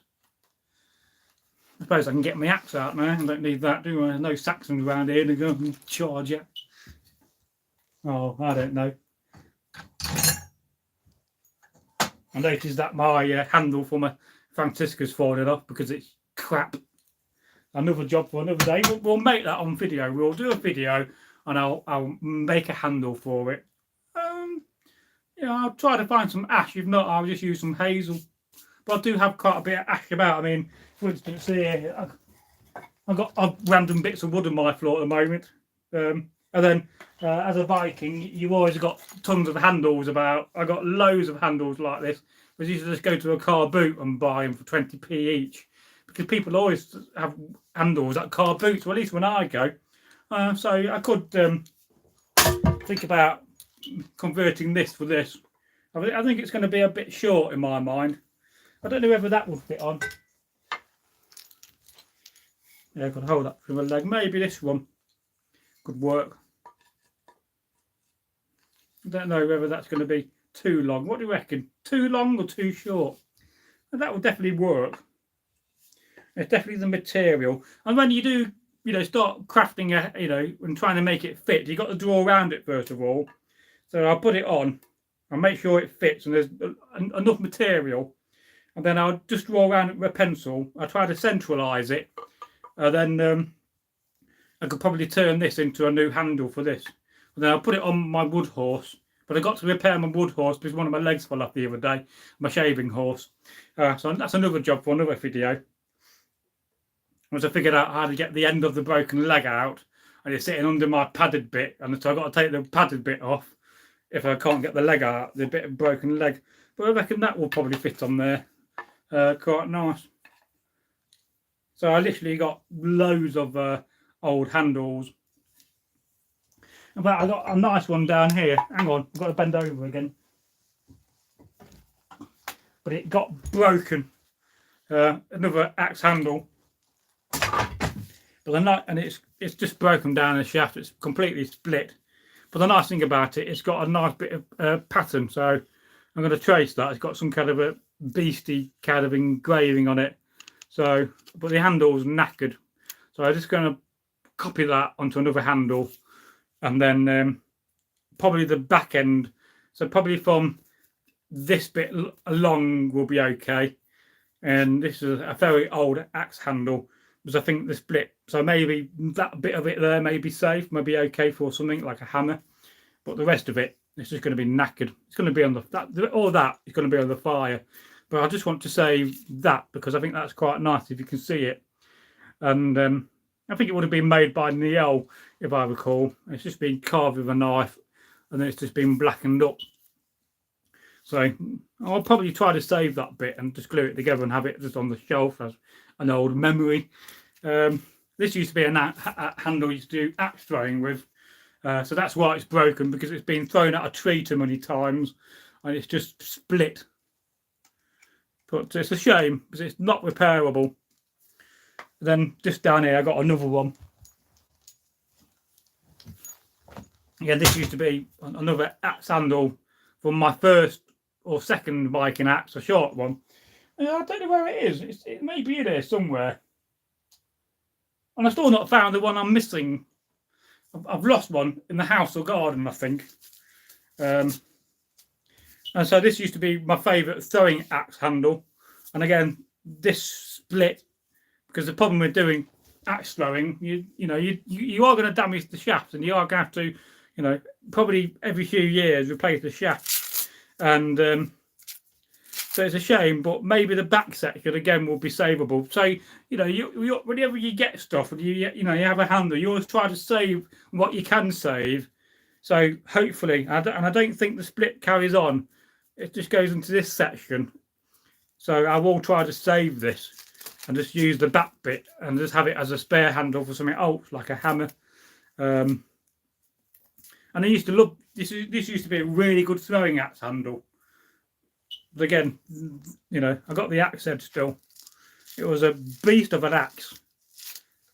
And then me and Wavy Dave used to go up Aldersley Park in the public and just go random axe throwing against this old massive tree. but it's also split down here. It's got a split anyway for the feast section. So it's most of this, apart from this section, that's savable, but the rest of it's junk. It's a shame, but it's done its day. And of course, gaffer tape is not authentic. You could go around and wrap it with leather, but as one option, maybe inject it with glue to try to repair the damage. But we'll see. Let's explore this handle and see what's it like underneath here. Because I've got to do it at some point, because I want to save this back bit. That would be really nice for a small axe or for a hammerhead. I've got quite a few hammerheads I've made. I never put mountings on, but I'm going to need a knife now. Yeah, it's a good job I've got knives, isn't it?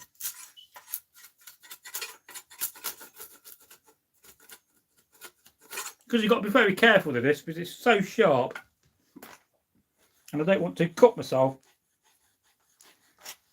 So I'm just trying to get a bit of a cut into it. Come on, behave yourself. Don't cut me. I like my hand as it is today, knife.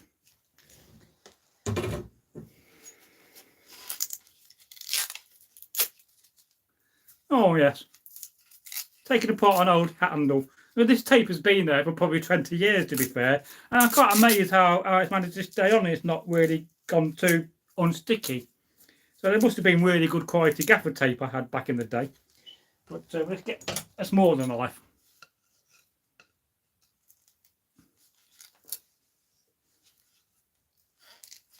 So just bear with me. I'm trying to concentrate and not cut myself.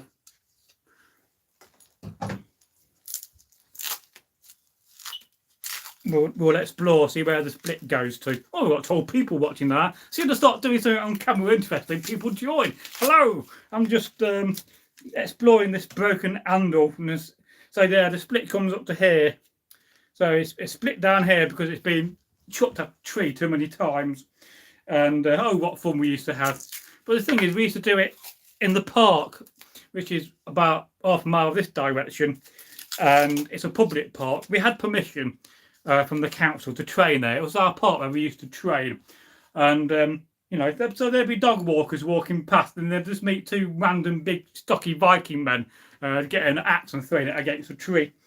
I don't mean like literally throwing it. I mean like either one-handed throwing it, or you could do it two-handed, and you could do it with left hand. It's not about the technique; it's about the distance, because if you're going to throw an axe at a tree, you've got to get enough distance so it can turn around and spin. And there's a certain amount of distance for every spin. Then that will make it land and hit the tree. So the split goes up to here. So that bit of handle from here, that's savable. I could use that, save that. This bit of the handle, well, no good. And this is one from Tony Watkins. So he would have probably ground this down with an angle grinder, to be fair. That's what he used to do. Get an old, this would be either a modern handle or a bit of ash he would have found and scavenged, and then he would have just ground it with an angle grinder. Because sometimes if you look closely, you can just see the angle. I mean, I don't know if you'll see it, but you can see the circular angle grinder marks on here. I don't know, can you see that? Can you see the lines? That's from an angle grinder. So he's gone along with an angle grinder on this just to shape it into size. So it's a modern way of doing it. It's a fast way of doing it. But yeah. But of course, you could make it authentic afterwards and go along with a wood plane, or you could actually use a spoke shave just to give it that authentic look. But yeah, that's been angle grinded, that has. I mean, I can definitely tell. I mean, it's got all the circular lines from the witness marks from the angle grinding. But again, it's another project for another day. And it's always worthwhile saving any broken handles and trying to save what you can. Because that bit there, that's really useful. This bit, rubbish. It's good for the fire and nothing else. But this bit here, that's going to be solvable. And that'll go on to another tool at some point in the future. Or, you'll just sit on my wood shop in my garage, in my pile of wood. One day, in 5 years' time, I may need it, and it's going to be there for me. And then, there's always bits of wood. So again, This is a bit of hawthorn, but it's got a bit of a split in it, so that'll probably end up being spoons. I don't think that'll work out as a handle because of the split. Then we have another one. This is ash, and there's no split. But normally when I chop them down, I used to get a bit of wax and just go over the end with wax just to stop any moisture getting in the end.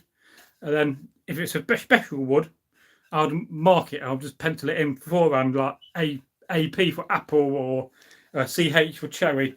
So someone would have marks on, but I know what that is. That's most probably going to be ash. Within that, there's a handle. There really is. Slightly knotty, got 2 knots. It's no woodworm, so that's good. And it's been down the workshop, so it's very dusty, and I probably need to wash my hands. And there's another one down here as well. Let's have a look at this one. Surprisingly, this one's much thicker but much lighter, because there was a big ash tree came down, and me and Larry went and salvaged a lot of wood from it. And so this has just been cut to length and then just been stored in my workshop for many years. But again, there's no cracks in it, so this will work out. A lot of meats need to come off that, but within that there'll be a nice handle for a shorter handle. It's not the most longest length in the world, so I'll have to chop the knots off with an axe and then put it on my wood horse and start shaving it down to the desired diameter I want. So within that there'll be an axe handle. It's a little bit short though, maybe a hammer handle. And I've got another one, wait a minute. And I think this is ash. But I've had this bit of wood. This is being turned on a lathe for some project. And there used to be a guy, there used to be these 2 brothers who came up on camp. This is from the 1990s. I've had this for 30 years, this bit of wood, believe it or not. And it's just a failed bit of turning. It's not quite worked when it came to turning. And this would have been brought along to camp to be burnt on our fires. But I kind of saved it. And I got 2 of these. And, you know, it's got a bit of wood design. It probably would be a leg for a chair or something. But it's not quite worked out on the lathe. So I've saved that one. And I've had that since about 96, 1997. And it all sounds good. Because you can always tell from the sound of wood makes whether it's good or not. Whether it's usable. So eventually one day I may do something with that. So I just got random bits of wood on my floor at the moment. So yeah, you can never own enough of it. And again, another thing, there's another bit here. I've seen this one. This is most probably going to be either a part of a cricket stump or it's going to be part of a windbreak. But again, whenever I found old bits of wood, I used to just save them because that's a nice straight bit and that will be all right for a handle or maybe 2 handles for hammers.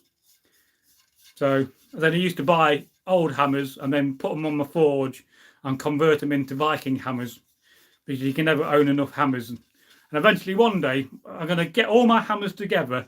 You know, this is well over 100 hammers. I must have well over 100.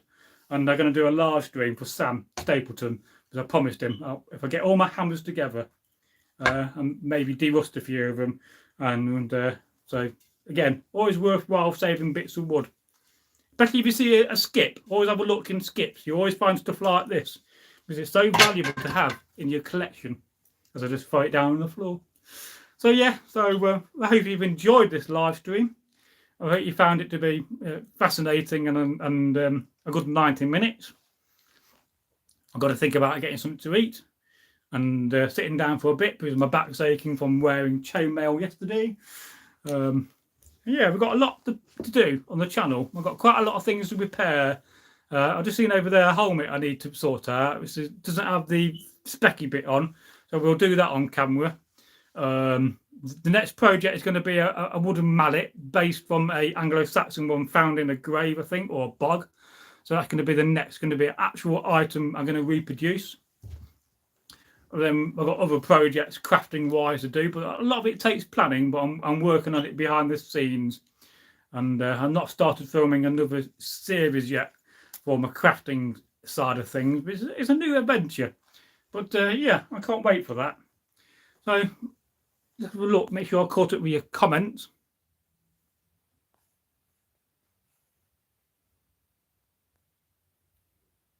And then Offer 10 says the Sami people. Yeah, I'd really love to go up to North, Norway and actually meet them, because fascinating culture.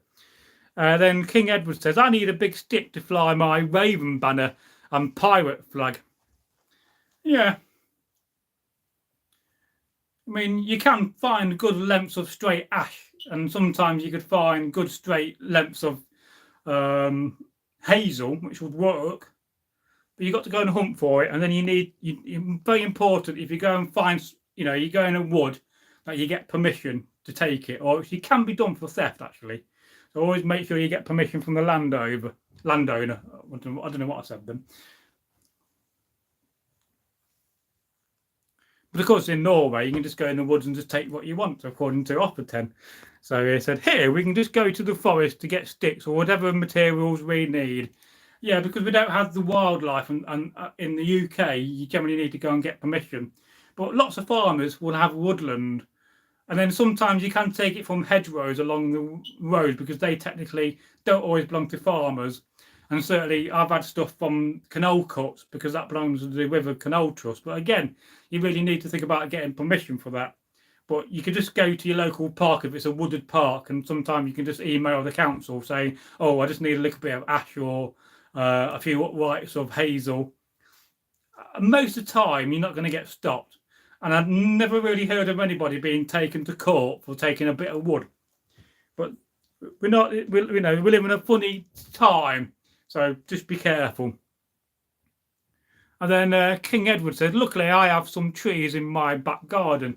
And again, if you know people that work in gardens or take down trees, just speak to them, and they could also source you wood as well. So I had an old friend of mine who used to go around chopping down trees, and he used to say to him, oh, can you get me some, some good sized logs, or can you get me some hazel, or can you get me some, willow, or can you get me some, some ash? And he would fill his wagon up and, charge me £40-50, and I'll get like a summer's worth of ash for making spoons and making into handles, which will last me a few years. So you could also inquire with your local arborist, you people that do tree surgery, and sometimes they will help you out as well.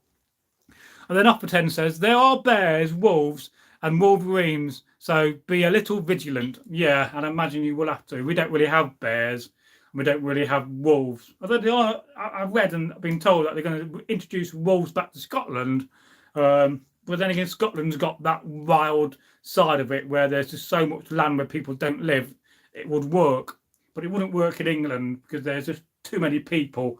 And, chavs would go and get ate by wolves, which probably wouldn't be a bad thing. Yeah, so I'm glad you enjoyed this live stream. I am going to say goodbye now, because I need to rest my voice. I need to get a cup of tea, get out of my Viking clothing, sit down for a little bit. I've been on the go all day, as always. I'm always on the go. I went to bed about 5 o'clock this morning, and then I got up about midday. So I probably had about 6 hours sleep, to be fair. That's not bad for me, that. And then King Edward says, bears haven't been around in the UK since the ancient times. No, not since the times of the Celts. And the last wolf was called in the, I think in the 17th century, in the UK. But it would be nice to have bears and wolves back. It would make life more interesting. And I've always wanted a nice bear cloak, keep you warm. So until we meet again, which will most probably be tomorrow night, Thursday.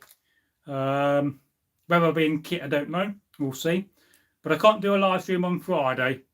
Unless I do one when I come back from the pub, but I'll be drunk. So maybe not. Maybe not a good idea. Bruce Dog says, oh, missed it. Oh, yeah, I'm going in. I'm just about to go.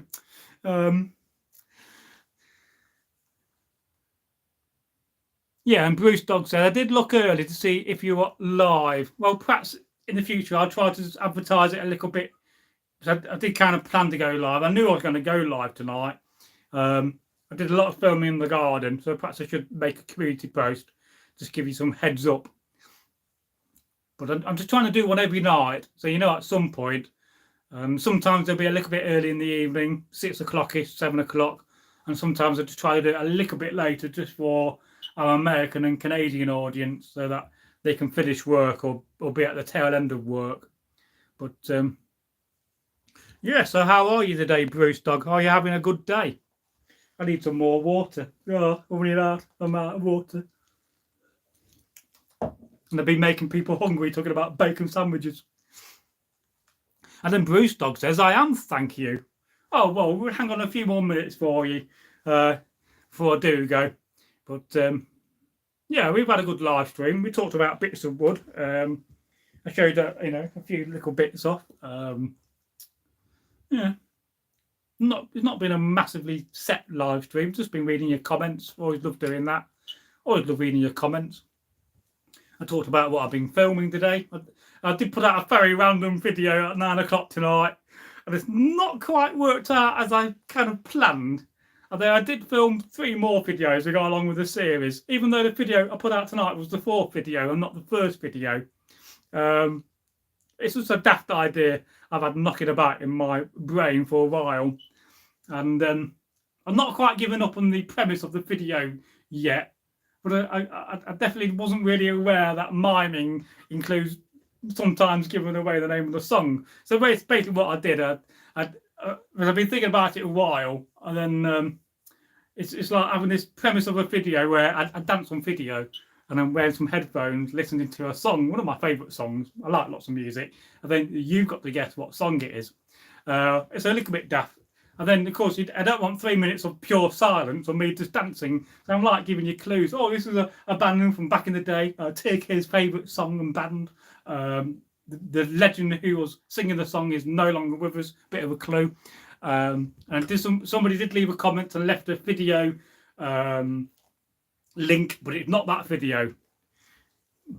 And look at it so far. I've not given away the song, so do go and check that video out. It's not long been published at 9 o'clock. It's only about 3 minutes long, 3.5, maybe 4, and just me dancing to a song with headphones, because I can't play the song, because if I play the song I'm going to get a copyright, and I don't want to get a copyright strike. So it's just my clever way of just doing. It's just a really daft and mad idea. Because I do get these mad and crazy ideas now and again, because I'm just a bit crazy, woo, I'm nuts. And well, as I always say, I'm only as mad as the next person. And I normally say that when I'm sitting next to somebody, and I just point, they're crazy. So yeah, it's a different concept of a video. Because, YouTube is all about, trying different things.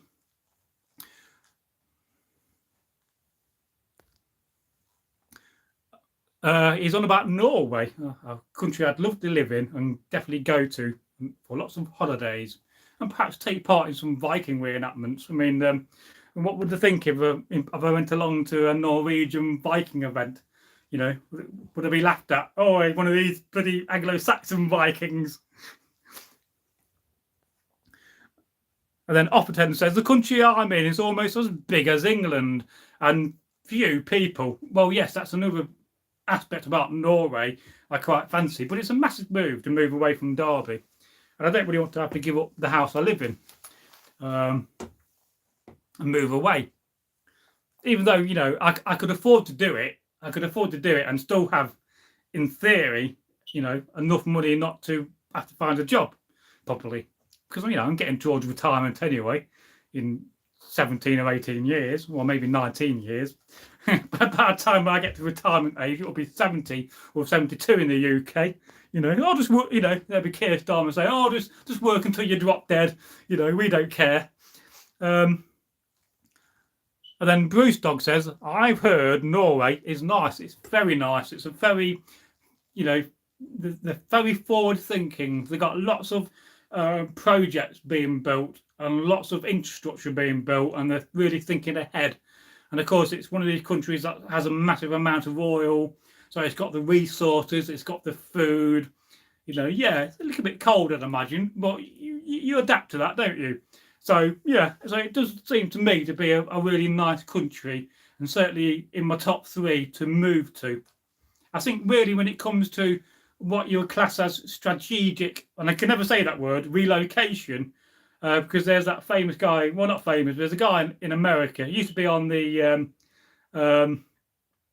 Oh, Alex Jones show. There's a controversial character because we have a woman in the UK called Alex Jones, so it's not her. It's the Alex Jones.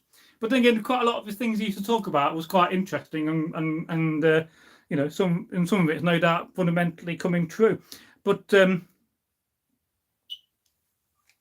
and then Bruce Dog says, Braggy, it would take you forever to pack up all your weapons, shields, and helmets. Laughs out loud. Oh, that's not the half of it. I mean, the amount of other stuff I got. I mean, 3,000 to 4,000 books. So I'll have to get somebody in. I mean, I probably got 200 to 300 pictures, picture frames hanging up. I got more tools. I mean, I've got more tools than you're ever going to need, but I'm not leaving none of it behind. So if I'm going, all of my shit is going with me, as I often say. So I'll have to hire a team of people and then get 2 or 3 shipping containers, or either that, or just drive a van and take 6 months and keep coming back to England, reload it back up again, do another load, get on the boat. And you could do it that way, couldn't you? I suppose if you had a big camper van or a big long wheelbase van, but I reckon that will take me 10 to 20 loads worth at least.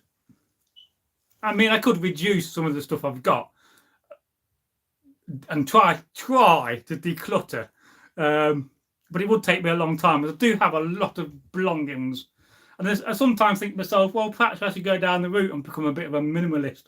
You see people and you see these programs where they go through somebody's house and getting to throw most of the stuff away, and I'll be horrified.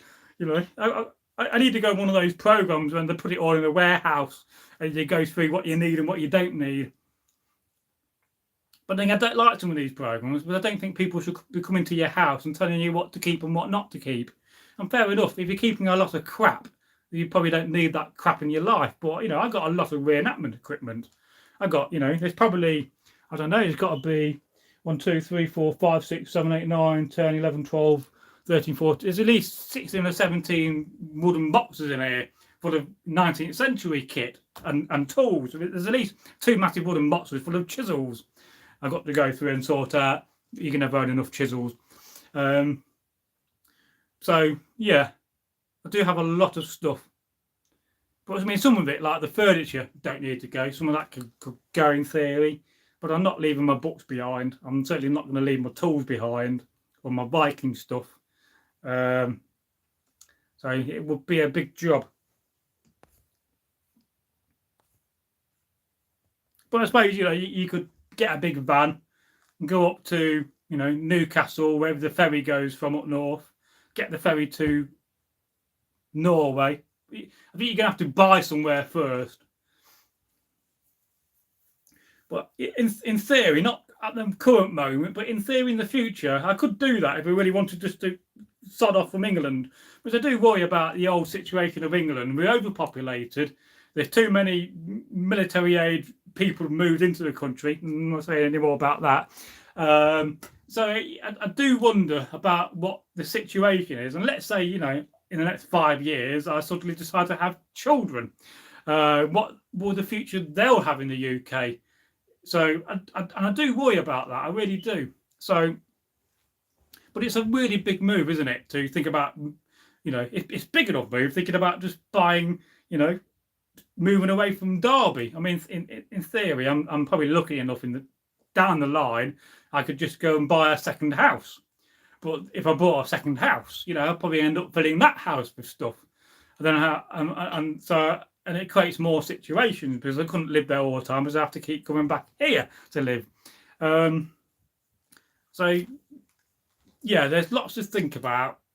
And it is quite scary. But then again, I think to myself some days, well, I've had a lot of negativity where I live in Derby from various elements of my life. But I love where I live, though.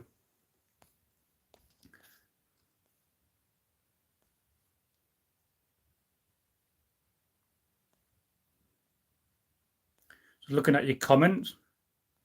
Yeah, so Bruce Dog, it would take me a long time to pack things up. I'll have to get an army of people and hire them for a week and to say, right, pack the house up in a week. There's £1,000.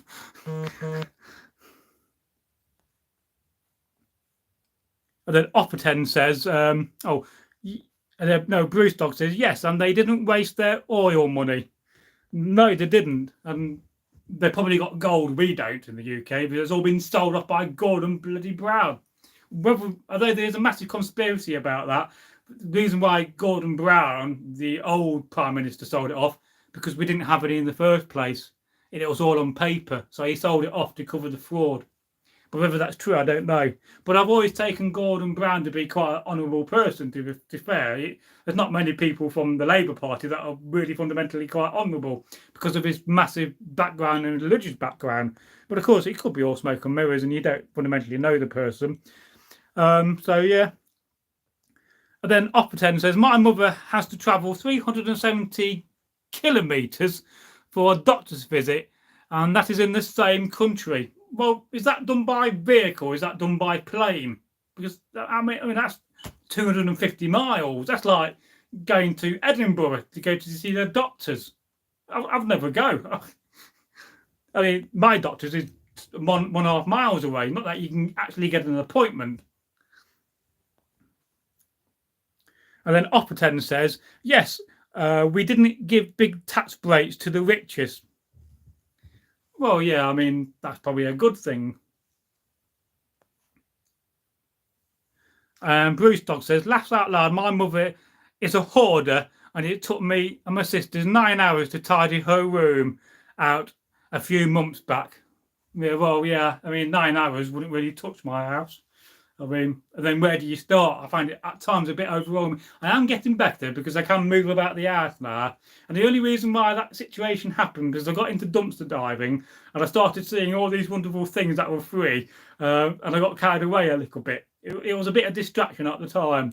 So I learned that lesson, and I've thrown out a lot of stuff. And every time my bin goes out, you can guarantee it's going to be rammed with stuff because I'm just throwing stuff out. So I learned that lesson. And the last time I went out dumpster diving, I was very restrained. A lot of things I would have taken, I left. And I even got, a little bit of applause from Ellie. Well done, Braggy. You're not taking so much shit in your ass. But we did get a carload of stuff. But a lot of it was hurt for her. We did get some really good things that shouldn't be thrown away. And I've given a few things away as well. We got like 5 or 6 bags of food, so... And then King Edward says it's hard to solve stuff these days, especially when you have lots of shops closing down, like what happened with Oasis Market in Birmingham.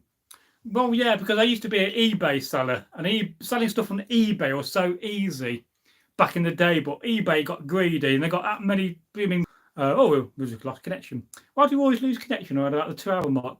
And so eBay used to be really easy to sell stuff, but now it's not worth the hassle because you try to sell something for £50 and some bloke at 2 in the morning will send you a message saying, can I have it for £5? No, you can't. You can you can pay me £50 or maybe £40. It's my best deal. So yeah, and because so many people are selling stuff, is also the market is flooded. And literally, I could do a car boot every weekend and go out and get free stuff every week and do a car boot. But again, I'm going to end up with a lot of stuff sitting around. It's not going to sell. And then Bruce Dog says, if you have a white boy, he will disappear. Never been on the adverts or TV shows.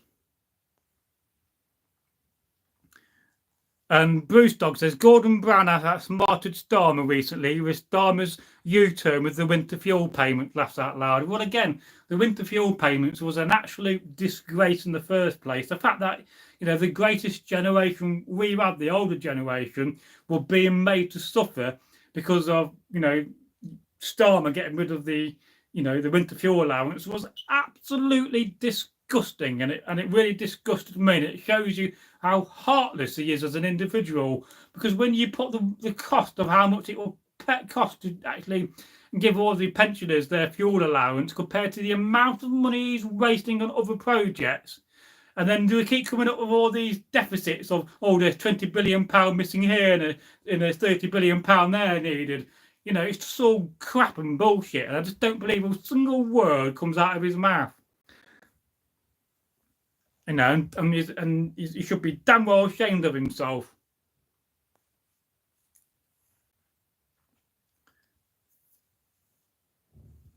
And you know, he's even making, you know, Tony Blair look good, isn't he? I mean, that's going a long blooming distance, to be fair. So I've never been a big fan of Tony Blair because he's all about making money these days. He's extremely rich, you know. But I mean, why is it all these prime ministers always end up making tons of money? I mean, you never saw some of the old prime. Well, I suppose it's been happening since day one, really. But yeah, let's not go too much of a rant about the world we live in. But yeah, and of course, Labour Party are just going to hand over Parliament to reform, which may or may not be a good thing. I hope it's going to be a good thing and it's going to be refreshing change. But I'm also, at the same hand, I don't fundamentally trust Reform and Nigel Farage because, you know, I think they're the new Conservatives in disguise. But then again, I may be wrong. Maybe, you know, I'm a bit paranoid about the old Reform Party. But let's face it, compared to everybody else, they're the best people out there at the moment, which seem to be the most refreshers people. And, you know, Nigel Farage has been an important person in British politics. But, of course, you know, I'm a bit of a political atheist. I think whoever you vote for, you're voting for the same people. And nothing ever seems to happen. You know, we seem to just go through the same circle. Or, you know, and, you know, how long has it been since, you know, the 2008 recession? Things haven't massively improved, have they? You know, food's gone up. You know, your petrol's gone up. Your taxes have gone up. You know, it's up, up, up, and up, and up for everything. But then again, we are the people that put up with it, and we, the people, have the power, you know, to say no, we're not going to put up with it anymore, you know. And I don't mean, you know, in a bad sense. I mean just the fact that, you know, we have the power to vote these people out. But not enough people vote is half the problem as well. You know, you hear people say, "Well, I don't vote because it don't do anything," but you know, your relatives went through World War II to fight for that right for you to vote. I mean, it's only been 100 years or more since women have been allowed to vote. So we should vote because of the very fact that we've got the right to vote. And then Opperton says England had a lot of oil too. Well, we do actually. When you think about the oil situation, we've got an awful lot of oil in the North Sea. There's an awful lot of oil under England and the UK itself, but we actually own one of the biggest oil sources in the world, which is the Falkland Islands. This is why, you know, we're never going to give it up because that is the biggest reserve. And the thing is, we're not tapping that reserve because we're keeping hold of it. So at some point, when all the Arab countries have run out of oil, and a lot of the other countries have sold the oil off, like America's doing, the UK will be sitting on the largest reserve of oil. So it's all about this big political picture and game. It's all politics with oil. But then again, do we really need it? And should we be looking at free energy? I think we should be. But of course, if we get free energy, let's say next year they decide to come out with a device which will give everybody free energy and you don't have to pay anything for oil or your petrol or your car. A lot of people, you know, a lot of these shareholders, a lot of these people in power will lose money. So it's all about money. It's all about keeping that wealth in the 1%. And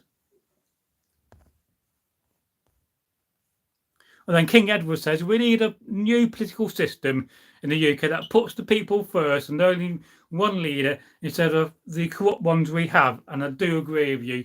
We do need a massive political change in the UK, and we need to get a system that represents us, the people, and doesn't represent the small minority of people that are in power and profiteer from it. But until that happens, until, you know, proportionate representation comes in, you know, instead of first, you know, through the post, whatever you talk about, until that happens, then, you know, we're going to be continuing on this vicious circle of the way we live. And Bruce Dog says, yes. I've often thought about getting into politics myself because, you know, I want to change the world and make it a better place. But I don't really want to be aligned with all these corrupt politicians. And a lot of them are. A lot of these, there's not many true politicians that do it to make a change. They do it because they want to line their pockets. That's what it seems like to me. And then Opperton says prices have gone up here too, but so have wages and social security benefits, fortunately. But that's the problem in the UK. Wages are not going up at the same rate as everything else is. I mean, your wages don't go up by the same percentage of your energy bills or your food goes up. And of course, we see hidden inflation when your chocolate bar is half the size it used to be. Now that's inflation. It's just hidden. It's just deceiving people. I mean, we're going to get to the stage one day when you're going to buy a packet of crisps and there'll be 5 crisps in there. Let's face it, you buy a packet of crisps and the crisp packet is 2/3 empty. Most of it is fresh air. A couple of mouthfuls and your crisps are gone.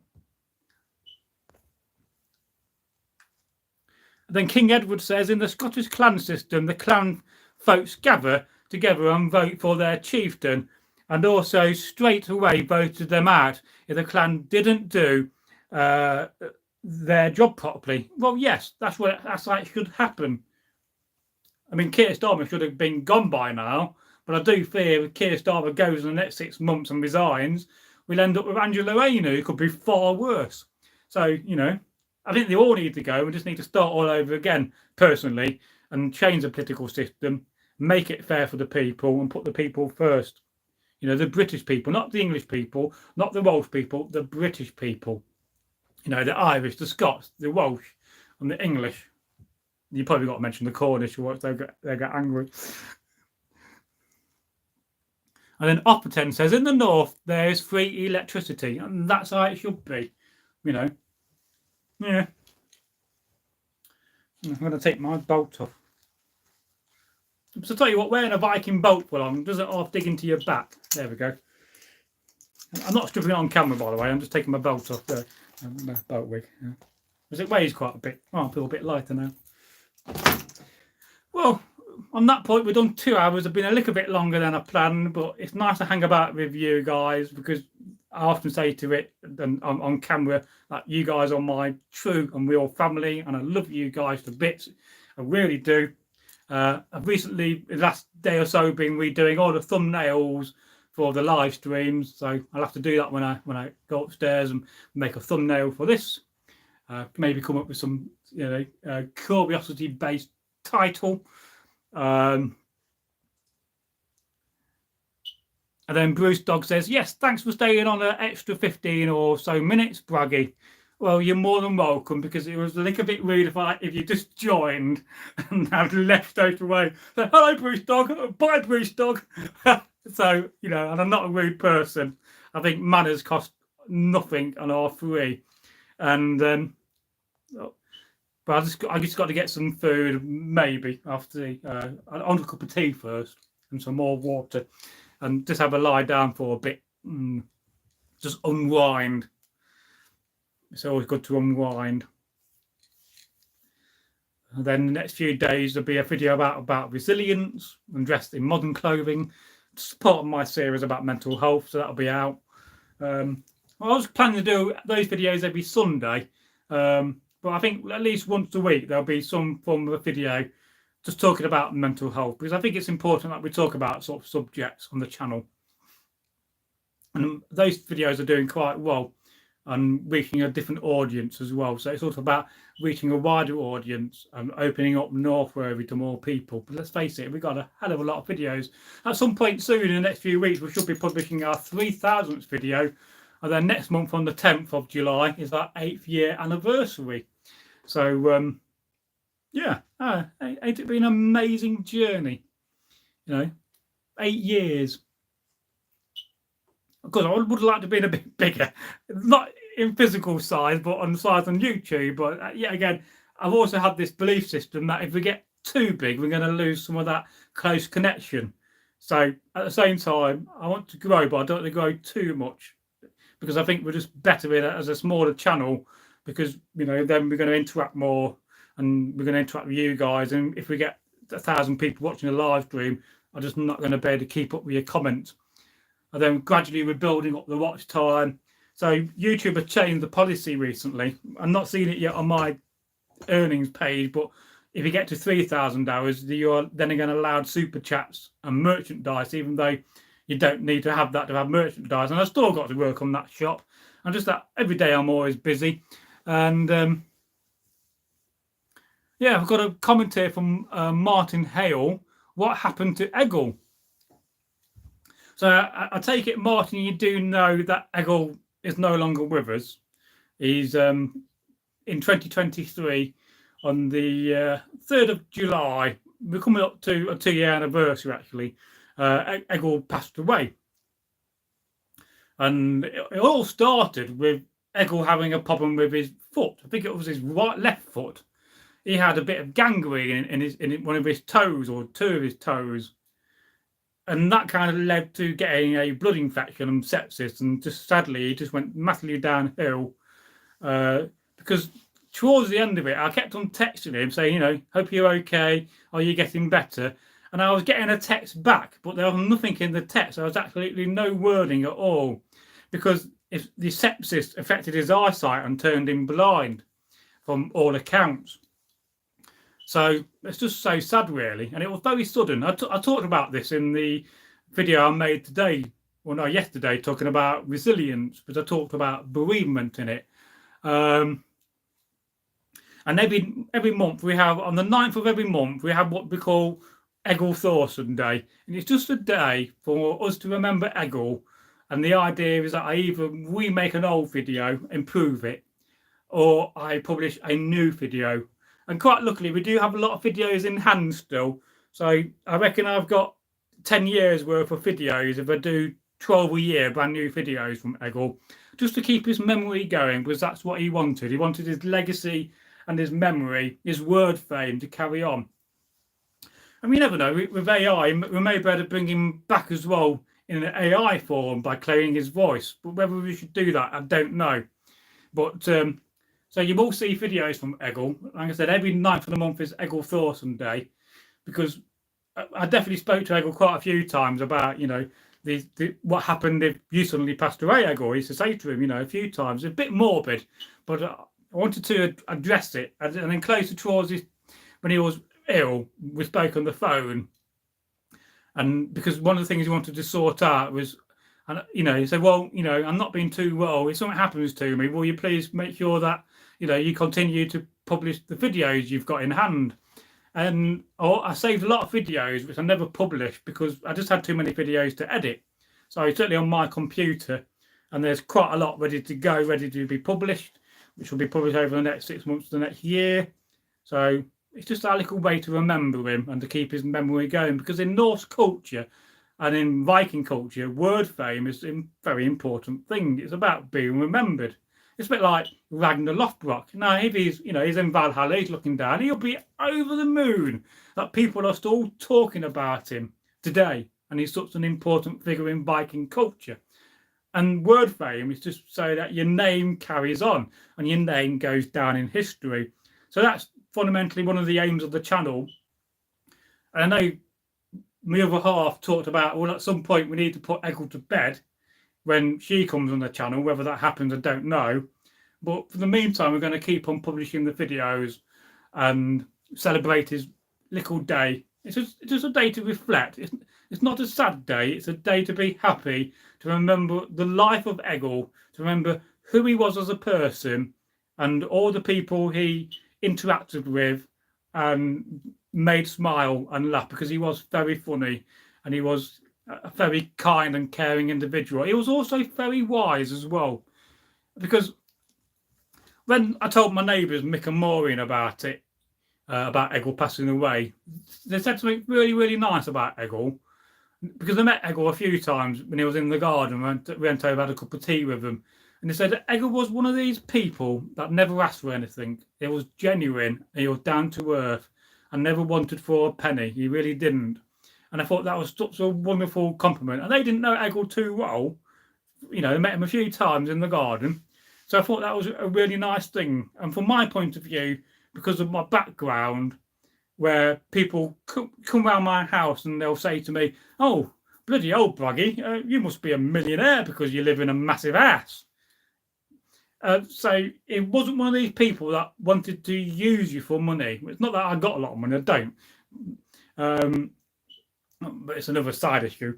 So yes, he was very genuine, and he was very down to earth, and he was a very caring and wise individual, and he always made me laugh. He really did. And just a few weeks ago, when I published that video of the, if you check it out after the live stream, the origin story of Saint Christopher. It's a video where I'm telling the story and Eggle's doing little buddy voices and interacting. Now, I edited that video, and the amount of times I was laughing all throughout the editing of the video, I had to stop, quite a few times because I was just laughing my head off. It's just so funny. And I watched it 2 or 3 times since. And you certainly see the correlation between me and Eggle was so wonderful because we've both known each other for so many years. And we both just had a big laugh and a joke, and we just enjoyed what we did. We wasn't, serious about what we did. I mean, the first channel host, Take is a very serious individual, but we didn't really have that massive. Well, we did to a certain degree when I did a live stream with him and hang out with Take, and we had lots of laughs. But he's a very serious individual because he really knows his history and knows his stories. But Eggle was just very laid back, So whether that's through laziness is another thing. But yeah, just a very wonderful, wonderful, caring individual. And of course, the world has lost, but not the only person who's died in the last few years. We've lost a lot of this generation, and Eggle will be near enough 70 now, because I think he was born in 1958. So I think he'll be 68 or 69 this year. I forget. He was born in October. I've probably got his birthday written down somewhere. And then when he passed away, I had to decide and think to myself, well, when are we going to celebrate Eggle? I had to think, well, do we celebrate Eggle on the day he died? And I thought, no, that's a little bit too morbid for my liking. Do we celebrate his birth date and put a video out on his birthday? Because I had this idea after he passed away about trying to remember him somehow. And at first I thought, well, do we just publish all the videos in the next few months and put him to bed? But I thought, no, that's not right, because that's not what he wanted. So I came up with this idea, well, let's do it on the 9th, because the number 9 is such an important thing to the Norse, and certainly to Eggle. It was a very important number. It's the same with me. Very important number is 9. A lot of things add up to 9. Amazing. I see numbers and they're always counting things to 9, or 14 is my other number I like. And I'm always seeing the number 14. And amount of times I go out and I'll just see a bus or a door or something, and it'll be 14 or it'll be 9. So I thought, well, let's celebrate it on the 9th of every month, and we'll call it Eggle Thorsome Day. So, I missed 1 or 2 over the last couple of years. I've missed 1 or 2 of these dates when I've just got carried away with my life and I've just lost that concentration. So the next one will be the 9th of July. Maybe I should think about doing some sort of a video to remember his 2-year anniversary. I'm not sure about that. And I'd love at some point to get Turkey back on the channel and Neil, and just have those two tell some of the funny Eggle stories, because some of the stories they have about Eggle will just make you roll over on the ground laughing your head off for hours. So I really would love to do that, and it's not happened so far, and we did talk about it at the time, and I never got to go to his funeral, so I never technically ever said goodbye to him, because I don't know. I know where he's buried now. I know he got cremated, so I do know where his ashes are, because I went to one of the local museums where Eggle used to work, and a woman recognised me and said, "Oh, you're Simon's friend." I said, yeah, I'm the guy that did YouTube with him. And she let me know where his ashes are buried. And then I know he got buried with a few Viking things with his ashes. So that got a little bit of a send-off.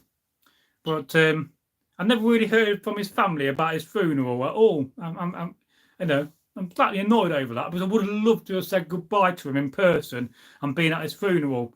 But I think they wanted a small private affair, and his family's always been very controlling, from my understanding. But they weren't, from what Simon used to tell me in Eggle, they weren't the most friendliest of people in the world, you could put it that way. And he had a funny upbringing with his sisters and siblings. But that's no disrespect to them. That's what they wanted. That's what they got. But it would have been nice as a friend to say goodbye. But we're doing that on the channel, so we're remembering him. And I think it's very important that we do remember Eggle. And we'll try to remember him for as long as possible. I mean, one day I think we'll get to the stage, maybe in 10 years' time, maybe by 2035, maybe in the future, we'll get to the stage where we've published every video, and we'll have to think about how else we can remember him, which is why I came up with this idea with AI. We could fundamentally bring him back from the dead, which is a little bit morbid, I think, at the moment still. Because it's still a devastating thing to lose your good friend, and I do miss him, because he'll come round, we'll have a cup of tea and a good natter. He'll moan about life and what's going on, and talk about his friends, and we'll have a bit of a laugh and go for a beer now and again. And he was very funny when he used to get drunk as well. He was hilarious. If you thought he was funny on the channel, he was 10 times as funny in real life. And I'm just so thankful that we did take all that opportunity with all the live streams and all the vlog series we did. And I noticed on YouTube there's a new feature for podcasts, because I've been thinking about the vlog series we did.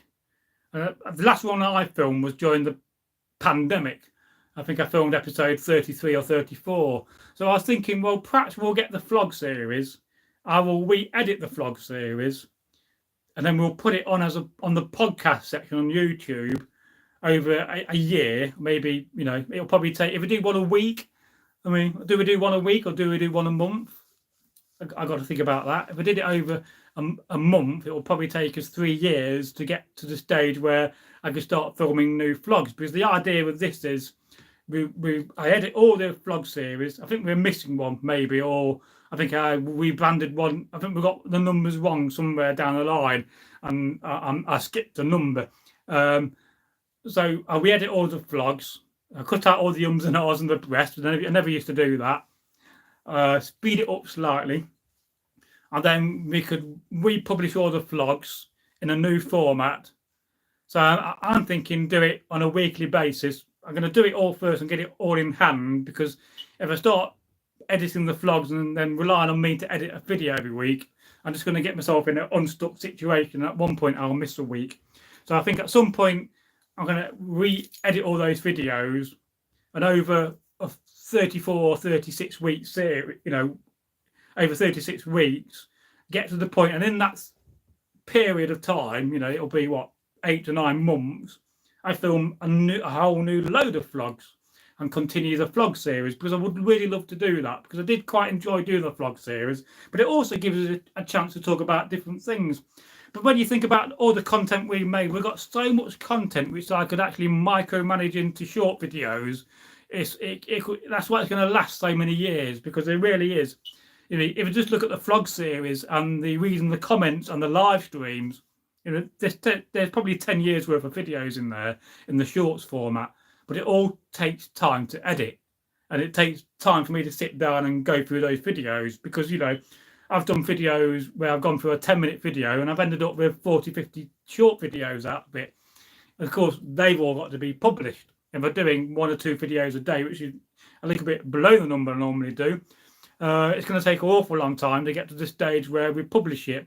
And it's also not about just waiting until the 9th of the month, because if I did that, you're going to go over 30 days on average without seeing Eggle. So it's also about having those videos in hand where each week, and or at least every week, you'll see videos from Eggle, whether they're remastered, whether they're taken from the long format, or whether they're new videos which I've never edited, and there are quite a lot of them still. And certainly on my TikTok drafts, there's loads of videos from me and Eggle answering comments I've not published yet. So again, that's another source of videos, and it's something I've got to think about, but we've got to do it right and correct, and we've got to do it where I can manage that time myself and not overwhelm myself, because I can't be sitting in front of a computer every day editing videos. I need to have a bit of a life, and of course expand the channel and do new things as well. So yes, it's a so Martin says, very sorry to hear that. I did not know. Well, there's a bit of an explanation what happened to Eggle, and it was sad, but we all do miss him. I really do. And I do talk to him now and again. I can hear his little voice in my mind. We used to call each other broski on all our chats. He'll go, morning, broski. It was just a bit of an inward joke between me and Eggle after we did, because of the vlog series and some of the stories we told. And then we used to reply to each other in animal noises, ending with ski. So, I would go, oh, meowski. Then Eggle would reply, woofski. Then I'll go bartski. And then he'll go squeakski. Then, and then we'll just go through that whole thing. And there'll be long comment, threads in our text messages where we're just making up noises of animals with ski at the end. Hisky was another one. Eorski. For donkey, mooski, bearski for it's just a funny thing, and it just makes me smile because they're lovely memories. And then Bruce Dog says, you totally should have been invited. Oh yes, I'm always up for being invited to places, and certainly at some point in the future, when I'm going to be in a better situation, I'm going to start travelling and going to castles, museums, and just having nice weekends away. But I got to be able to manage that time away for a few days with content on the channel and have it in hand, so that then I got to get back home and then start replying to all the comments. And I'll probably be doing that after this live stream. Whilst I got the energy, whilst I can sit by my computer, just answer. If I just do 10 comments or 30, 40 comments, it's just a few more or less are not answered, and I just think it's important that I do try to keep up with the comments, but like I said, at some point it's going to be a struggle. I may have to hire somebody in the future, and I do use AI a lot to answer my comments, but because I created an algorithm and because I taught AI who I am, it answers it back as I would do. And then I do change the reply and make it more personalised. But it's just about speed and time, because especially when you get these very long comments, which I really do love, but I can't be sitting for 15, 20 minutes replying to a long comment because I don't have the time. So some days I just try to cheat. I can give away some of the secrets here. And then Martin Hale says, do you still do any re-enactment shows? Well, no, because fundamentally, my last re-enactment show was in 2016. 2017, my dad took ill. His Alzheimer's and dementia got worse. So it got to the point where I couldn't leave him at the weekend. And because I had a terrible and useless family, none of them would ever come to spend the weekend with him. Or, they'll be horrified at spending the money, so I can go away to put him in a home for a weekend. So I pretty much, from 2017, became housebound. I went out once a week on a Wednesday, generally when we used to have a lady coming in doing the housework 4 or 5 days a week. And then after he had a bad accident, we had carers coming in. So even before the pandemic, I was already used to being locked down in the house, which no doubt affected my anxiety, created anxiety, because I was seeing the same 4 walls all the time. And my dad used to sleep in this room. This was my dad's bedroom after it was he used to sleep here. Right where I'm stood, he used to sleep right here. So it's a little bit strange thinking all that time my dad spent downstairs, and it became a bit like upstairs and downstairs. I had the upstairs to myself, and my dad had the downstairs, and he would just sleep in here for 12, 14 hours a day, and then he'll go to that room over there past the hallway and sit and listen to music or watch a bit of TV. And then I'll be up and down the stairs managing and looking after him, making meals, giving him his medicine, and sitting with him and watching TV with him. And it just became a bit of a groundhog life, because every day became the same, and there was no difference between the weekend and the weekdays. And literally, until just before I think just around about the pandemic was when I used to go out regularly and meet a guy called Thomas Dale. I used to be a massive fan of the channel. There's lots of comments from Thomas, but he just disappeared on me. And the amount of times I've messaged him, asked him how he is, asked him, begged him to talk to me, and he just won't talk to me. And I really dislike it. I really don't like being treated like that. And the only reason why I've not defended him and said, well, I've had enough. I can't do any more. I've given you too much of my energy, and you're not giving me an ounce back. It's because I love the guy to bits, and I still consider him to be my friend. And he's got a few mental health problems himself, but he's got the heart of gold. And maybe it's because of the Eggle thing passing away. Maybe he doesn't want to watch the channel and interact because of that. Maybe he was a friend of Eggle's. That is too much for him. And I was watching a video last night talking about, you should always sod off people in your life that are no good for you, that aren't bothered about you, don't care about you. And one of the things the guy said was saying, well, if you're messaging somebody and you message them and message them and message them and they don't get back to you, sod them off. Don't put out your energy when you're not getting nothing in return. But I just feel that I just can't do that, and perhaps I should move forward, and perhaps I should be harsh and say, well, that's it, Tom. This is, and I said it before. I already said to him, I'm not going to message you no more because I'm fed up of messaging you, and you're not. It's disrespectful in many aspects. But at the same time, I also understand and have the compassion and the empathy to understand the fact that a lot of it's got to do with his mental health. And this happened before when we didn't talk for a while. The reason why, what he told me is, well, I've not talked to you for 6 months and a year, and I just felt so awkward about it that I couldn't feel like replying, and whether that's the situation. And I know Iric is a friend of, of Tom, and now and again Tom will share a video with him, but he doesn't talk to Iric either. But again, with resilience and being tough and not give it up. I just can't give up on the guy because he was a good friend of mine, and we had lots of nice beers in Derby together. We had lots of interesting chats, and I just can't give up on somebody that fundamentally needs my friendship. And perhaps I'm wearing my heart on my sleeve, and perhaps I'm being too kind. So I think there's probably many reasons for it. And at some point when I go down Derby, I'm hoping I'm going to bump into him. I did see him, I think, last year, and I did try to chase up and find him, but he just disappeared. I couldn't find him. And he's a real big chap. You can't exactly go and run a marathon any point soon. So I'm just not giving up in that aspect of Tom. And if you've been on the channel a long time, you would remember Tom Dale from the comments. And if any of you guys actually know Tom on Facebook, Tom Dale, give him a bollocking and tell him Braggy's worried about you. Because one of the last conversations me and Eggle had was talking about Tom, because he weighs about 28 stone. Don't want to be disrespectful to his side, but he's a big lad. And Eggle was saying, well, I'm worried about Tom. He needs to lose some weight and get control of his diet because he was going to shorten his life. So that's one of the last conversations me and Eggle really had. Let's go back to you.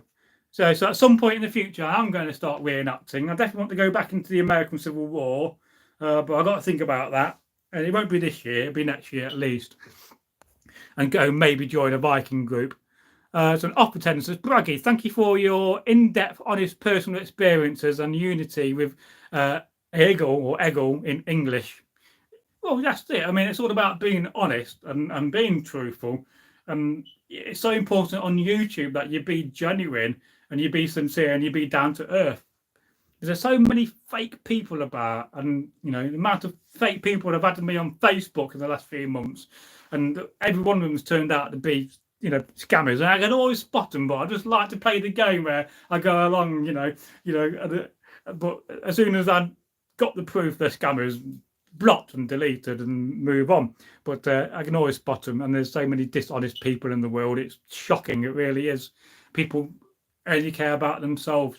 We've got to care about each other and, look out for each other. Because if we did that, if we showed love and kindness, forgiveness, we can make the world a better place and have unity and peace and move forward as a whole human race in a positive way. And then Bruce Dog says, in my opinion, after the death of a close relative, it takes around 5 years to fully recover. Yeah, I can really see that because I've had to be so tough, and because I've been through a lot of shit with my bad family. I've had coercive control, although I didn't realise that was happening at the time. I've been intimidated by my family. I've had threats of violence against me from my bad members of my family. I've got some good family on my mum's side, but just on my dad's side, I've just got narcissistic people who only care about themselves and only care about money. And it's sad because I feel very sorry for them, and I have nothing but pity for people that act that way. So it's not something I like to talk about too much, and probably some point in the future, because I don't want to mention name because that's libelous, even though what I'm telling is the truth. I will do a whole video about this at some point in the future, because I think it's important for my journey to talk about it, but also for you guys to understand what a terrible experience and trauma I've been through. And it's shocking, to the point, when my dad died, I didn't want to live anymore. I honestly tell you that. It made, and I think they was deliberately making me feel that way, hoping that I would just go and kill myself, and so that because I didn't have a will at the time, they would inherit everything, and it's all about money, money, money, money, money. And it's just disgusting, and especially the fact that my dad had a large business, and one of my relatives sold that business and made millions and millions. You're talking 30 to 50 million pound he made from that, and kept it mostly to himself. And what does that tell you about the individual? Yeah, so of course it's and I'm not too fussed about the money aspect, because at least my dad's legacy of what he created when it came to businesses still surviving and going on in his name. He invented a really good business, makes some wonderful items of Rolls Royce, and I'm really proud about that.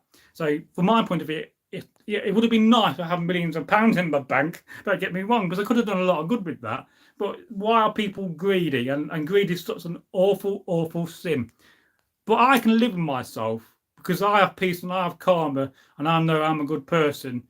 And I doubt they could really live in themselves if they really look really hard within their own psyche and who they are and what they've done.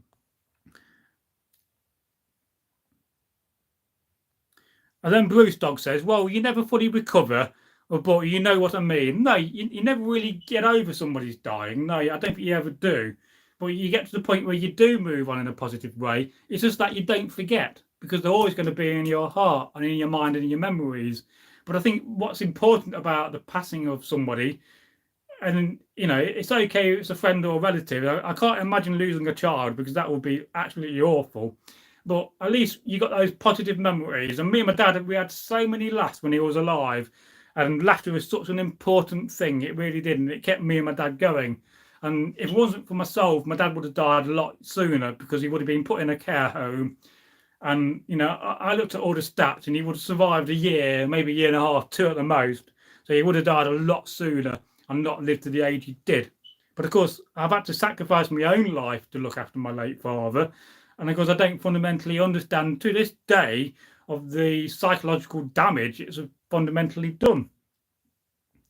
Because I think deep down I'm probably quite angry about things, but I just don't let it bother me, and I just try to move on in a positive light.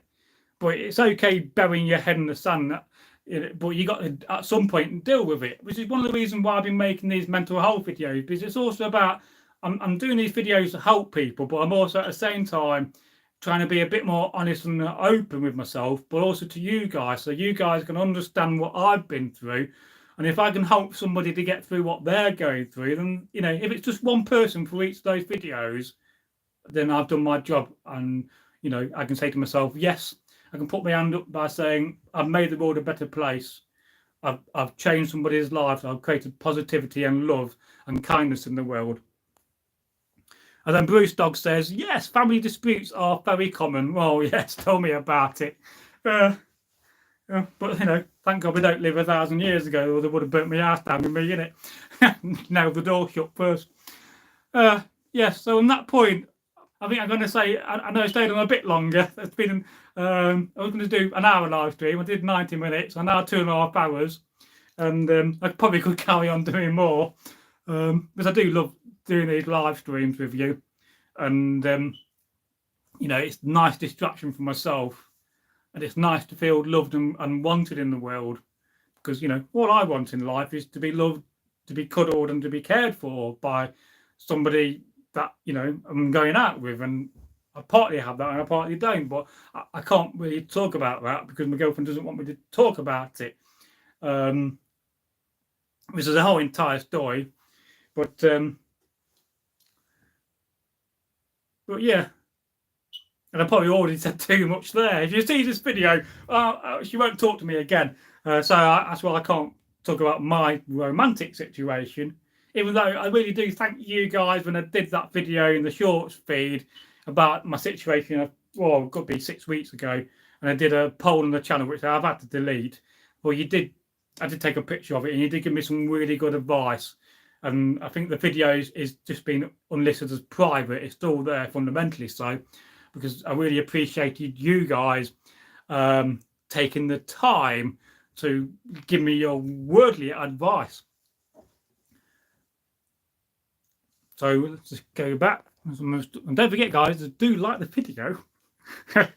One day I'm going to be saying on the video, don't forget to go and check out our merch. When I actually gone and got the new merchandise shop sorted after my first failure attempt.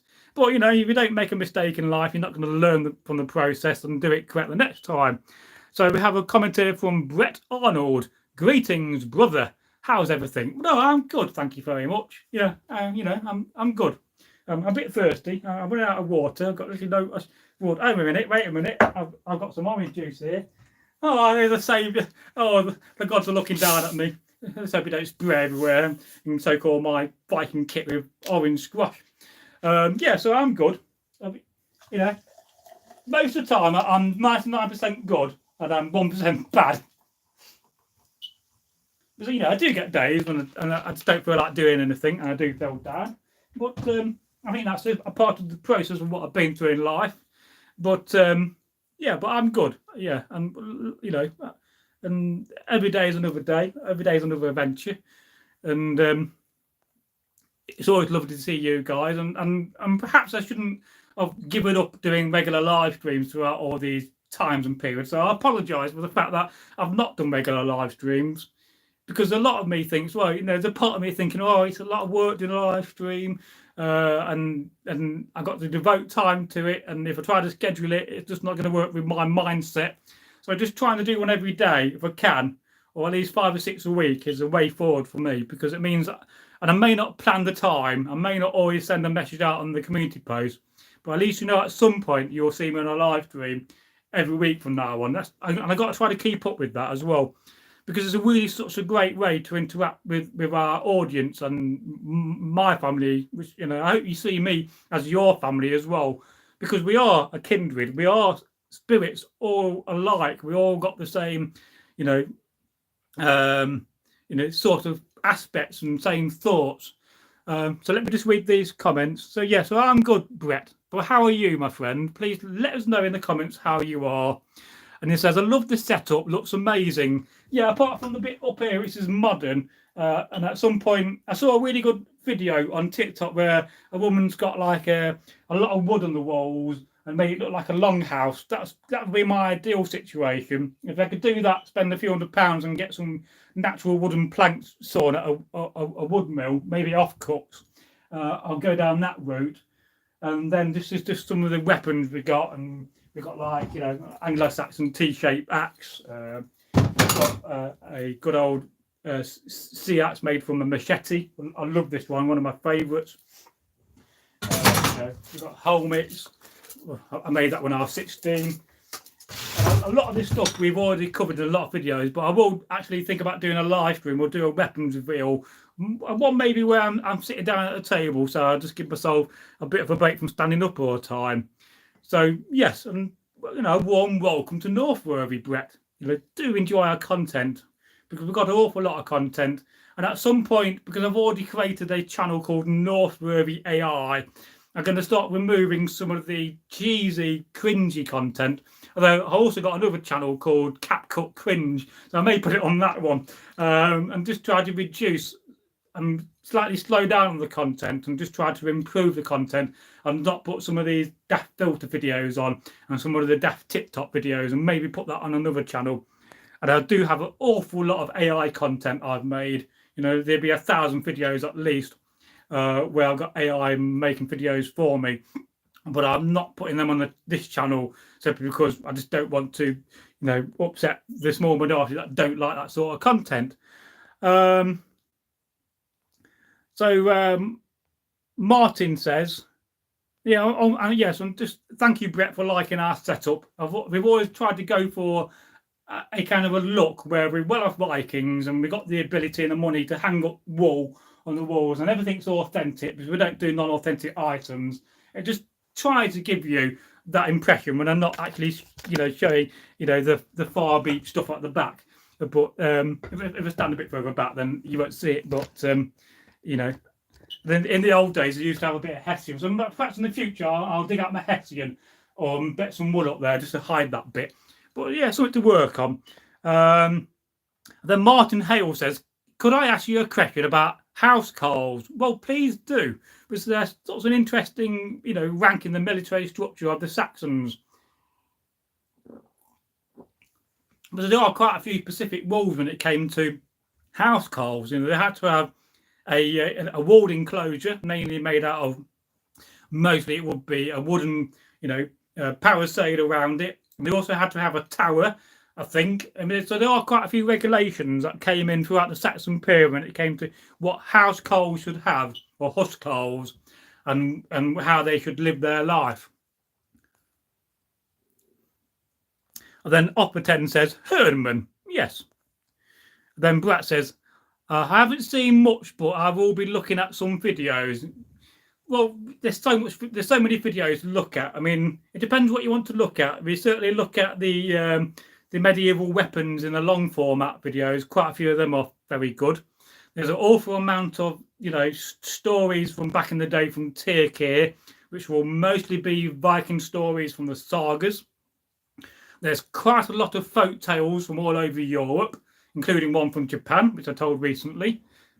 I think out of all the playlists, I think the funniest and the best playlist, although I have rebranded all the playlists to make them a bit more catchy, because for many years I've just never really adapted or changed the title of the playlist, and the titles were very generic and weren't working. And then, of course, I got to leverage the playlist to leverage more views on the channel. So certainly, I think the collab videos of me and Eggle, where we told stories together, are so hilarious. There's a video recently from about 2 weeks ago. It's an old video, but I remastered it, and it's the origin of Saint Christopher. That's such a funny video. I watched that 3 or 4 times, and whilst I was editing that video, I was in stitches. And it's such a wonderful, wonderful video. And we did a Viking vlog series. We've unboxed lots of things. We've done quite a lot of film reviews or talking about the films we like. And that is something I'm working on behind the scenes, to think about introducing more trailer reviews, but actually showing the trailer and then talking over the trailer at the same time. So watch out for that. There's nearly 3,000 videos on this channel. There's an awful lot of shorts videos as well, and anything from comedy short videos to serious in-depth videos on history and medieval weapons. So the medieval weapons shorts video playlist is definitely worth watching. I think there's about 350 videos in that one. There's about 100 videos in the shorts history playlist, because I went through all the playlists because I had way too many of them. So I've tried to reduce some of the playlists and just have less of them, but more combined. And then I rebranded all the titles. I actually wrote and got AI to do all the descriptions for me, which uses curiosity and cognitive dissonance and psychology. So I used those 3 phrases to create the titles. It's so important that we create that hook in the title, because your title and your thumbnails are so important. And and last year I went through a whole campaign of using AI to do the thumbnails. It does not really work the way I wanted it to work. So I'm going to have to go through about 1,000 videos, I think, and redo all the thumbnails, starting from the very beginning. And then I've also got to go through all the old videos and do all the descriptions as well and make them more up to date. So, if I'm not making videos, if I'm not editing videos, I'm working on old videos, and I'm constantly working on the channel, because at some point, we're getting to the point now where we're blowing up. In fact, yesterday, I had, or was it they know? Yes, I said this on the live stream yesterday. I had an email from DJI, the company that do the drones, wanting to sponsor the channel. So I got to remember that and actually write back to them. I think, if they send us a drone, then I'll start using the drone in the future. And then whenever I use the drone, I'll just give them a shout out. I mean, that's free advertising, and I get a free drone out of it. They're going to have to pay for my insurance and the other aspects of it. But I could always reach out to one of my dad's old carers called Craig. He's got a YouTube channel doing drones. Not a massive YouTuber, but he's very knowledgeable. I'm bloody thankful I got this drink.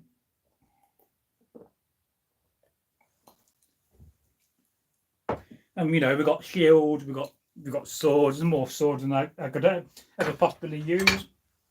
And at some point very soon, I've had this idea for a video, and it's going to take a bit of organising one day.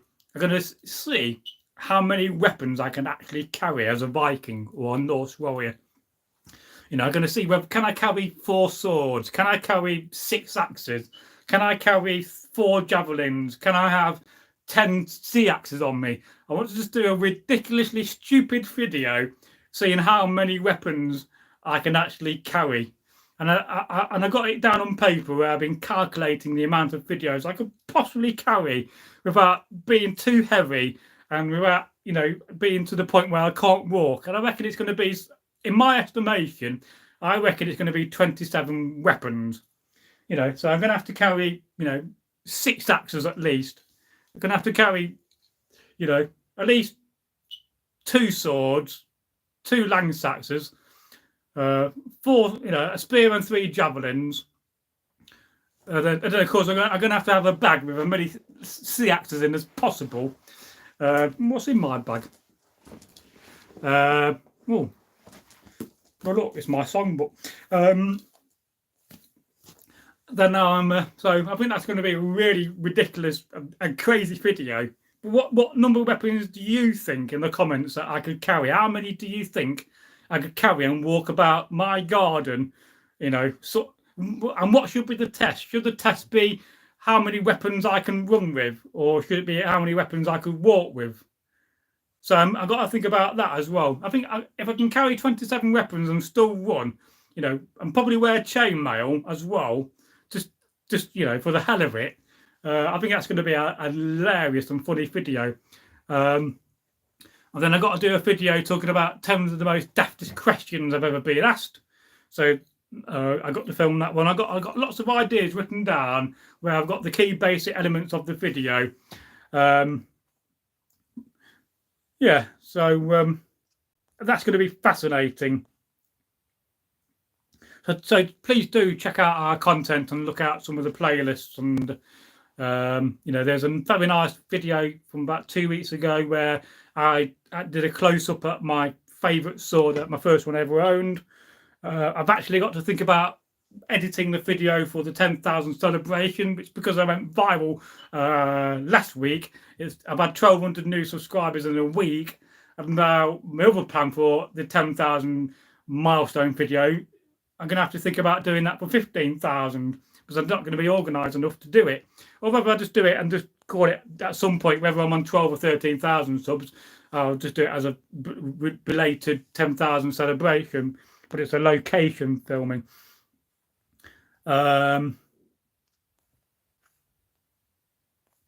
then Martin Hale says, what do you think happened to the Anglo-Saxon household after 1066? Well, they would have bent the knee and they would have paid homage and become King, William the Conqueror's men, fundamentally. So, I mean, they talk about when he was, had the ceremony, all the Saxon chieftains and all the earls and all the earls all cheered so loudly in the hall where he was, crowned king, that a lot of Normans came in charging, thinking that they was attacking William, but it wasn't. They were just celebrating the fact, going, yeah, William's the king, But suppose you would do. So they would have adapted. They would have became Normans, which is why the Anglo-Saxon, age ended in 1066. And though traditionally the Viking age ended in 1066 because of the Battle of Stamford Bridge and the other one, which I still can't remember, Stamford Bridge. What's the one called? It was a battle of. I got a ford at the end. I can't think. Wait a minute, it's in there somewhere. I hate it when I can't think of something. Yeah,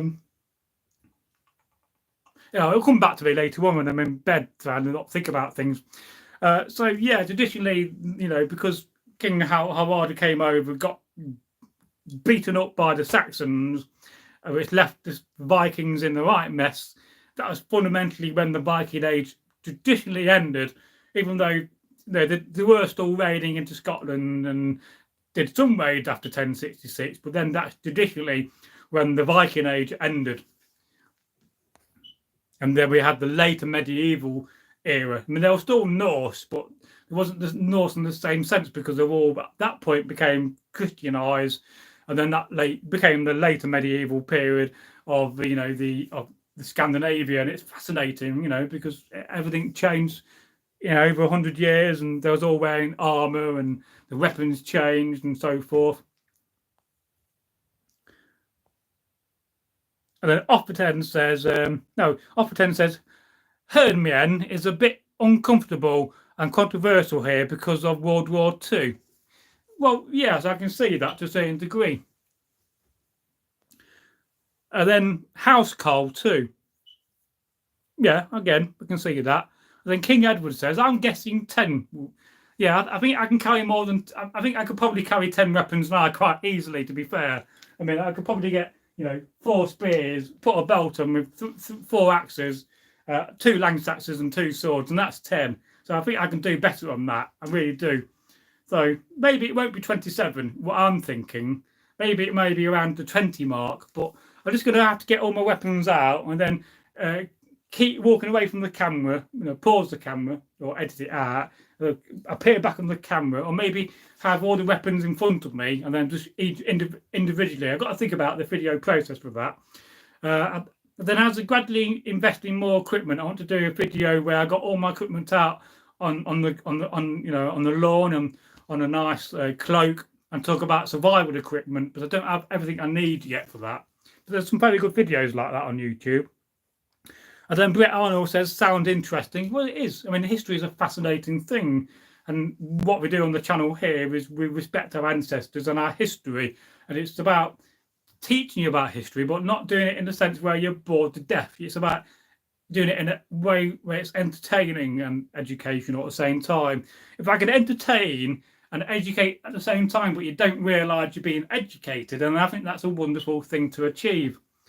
And then Brett Arnold says, I'd take my guess and say 32 weapons, but without chainmail. Yeah, that's another aspect. Do I wear chainmail in that video or not? Or perhaps I could do the video again, dressed as a husker or a housecarl with chainmail, which once I got a shield and I managed to, there's a shield here, looks like the British flag for some reason. I didn't realise when I painted the red on, I converted my shield into the Union Jack. So at some point I need to put a strap on here so I can put it on my back, and then I'll do a impression of a housecarl or huscarl, and go about with a good old Dane axe. Here's a good old Dane axe. Yeah, I'll treat you to a singing Dane axe. That always amazes me, that does. All right, last orders. Yeah, if I had a pub, I'd be using that for last orders. I'd have it hanging up at the back of the pub.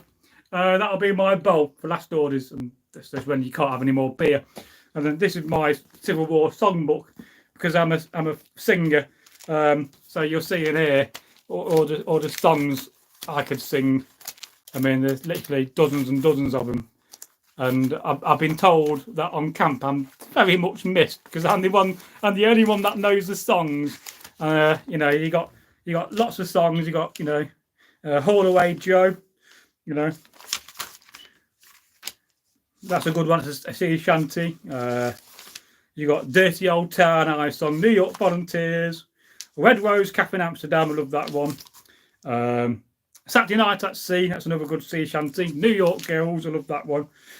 Paddy's Lamentation. Oh, that's a lovely song about an Irish man going to fight in the Civil War. And if I had a bit more voice, and I always get a bit embarrassed about singing, so I don't do it often on camera, because I often say to people, oh, I've done a bit of singing on my YouTube channel, and those are videos I'm mostly embarrassed about, even though I've got a really good voice. And when I met out with Jim the other day, he was complimenting me on how good my voice is. Bonnie was a warrior, Bonnie was a warrior, away, a warrior was courier, hey, hey, a drop of Nelson's blood. Admiral Bohine, Admiral Benbow, which is an old French song. Sail Away Ladies, The Mermaid. I know that song off by heart. What other songs we got? In South Australia, I was born. Heave away, all the way, South Australia, round Cape Horn. That's how one goes. Because a lot of these songs are really too old to be copyrighted. There's a few modern songs, like there's a bit of Catch the Wind by Donovan. McAlpine's Fusiliers is a good song. I'm Asking You, Sergeant, Where Mine was a song by Billy Connolly. The Faded Coat of Blue, Spanish Ladies. If you ever watch Jaws, you'll know Spanish Ladies because they sing it in the boat at night when they're waiting for the shark to attack. Shenandoah, alternative verse. Roll, Alabama Roll. A Roving, which is about hookers back in the 19th century. A roving.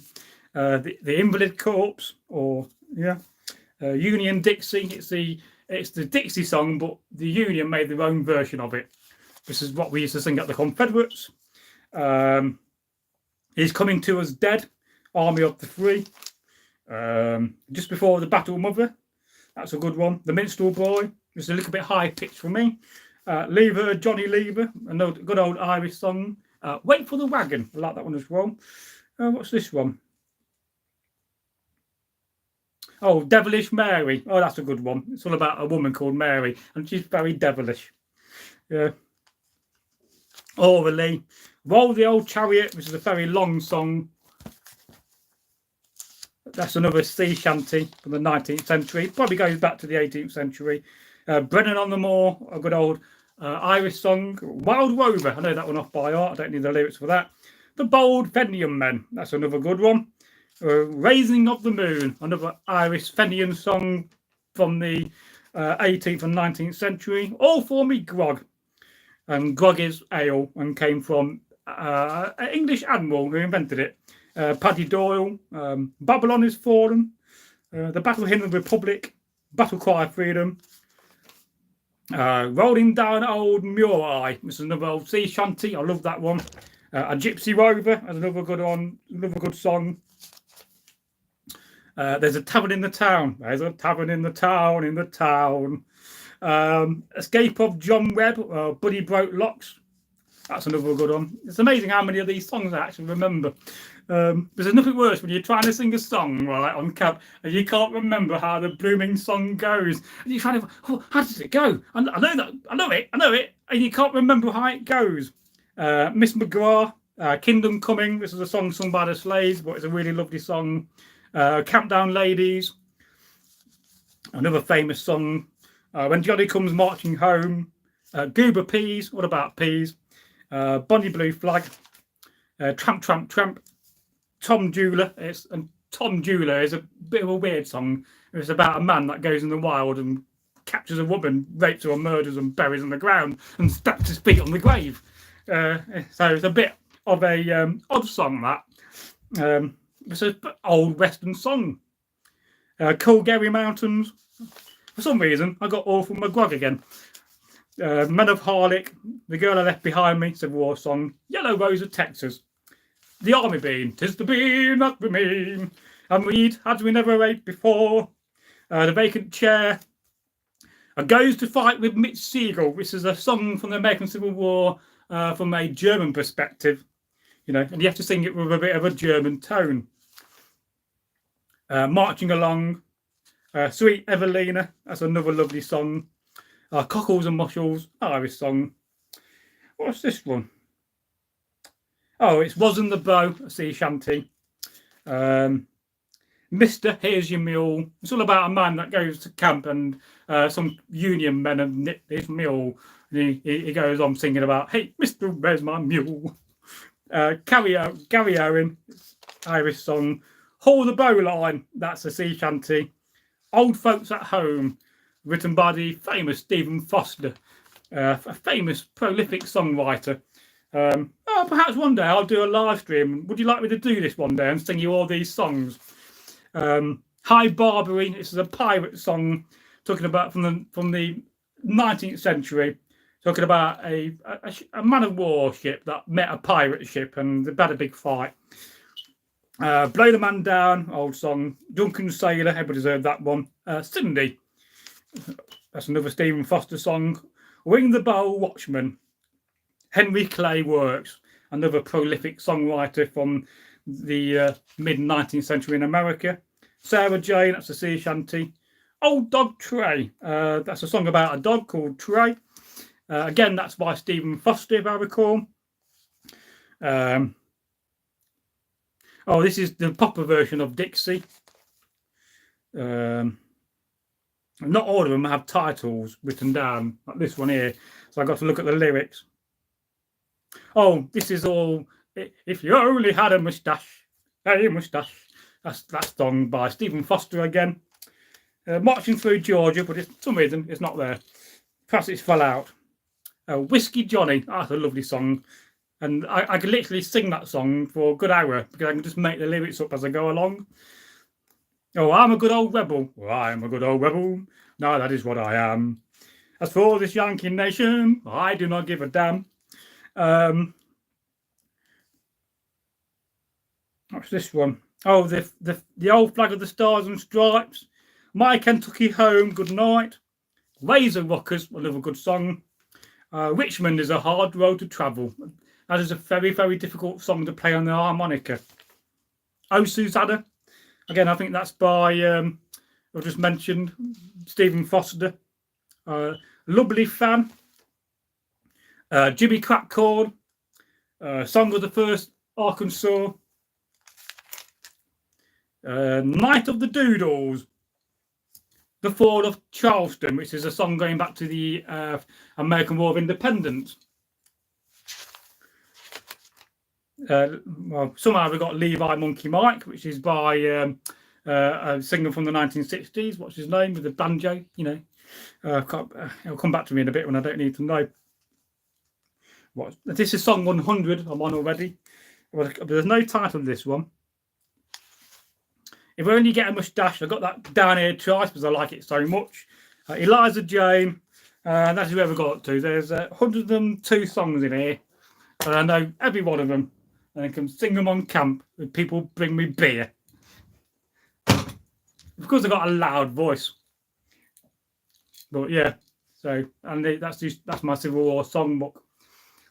But I've been in so many pubs where I've sung songs and I've had, 300-400 people just gone quiet. And one time we did an event in Ireland and some of the Dubliners were in the pub singing. So they asked us, any of you guys sing? Well, all the Civil War reenactors went and found me, pushed me forward and said, this man can sing. And then all the locals, because they love my singing, they kept on buying me Guinness. So at one point on my table, there was like 20-30 pints of Guinness because everybody was buying me pints of Guinness and whiskey. So I basically got all the Union lads and a lot of Confederates drunk for nothing because of my singing.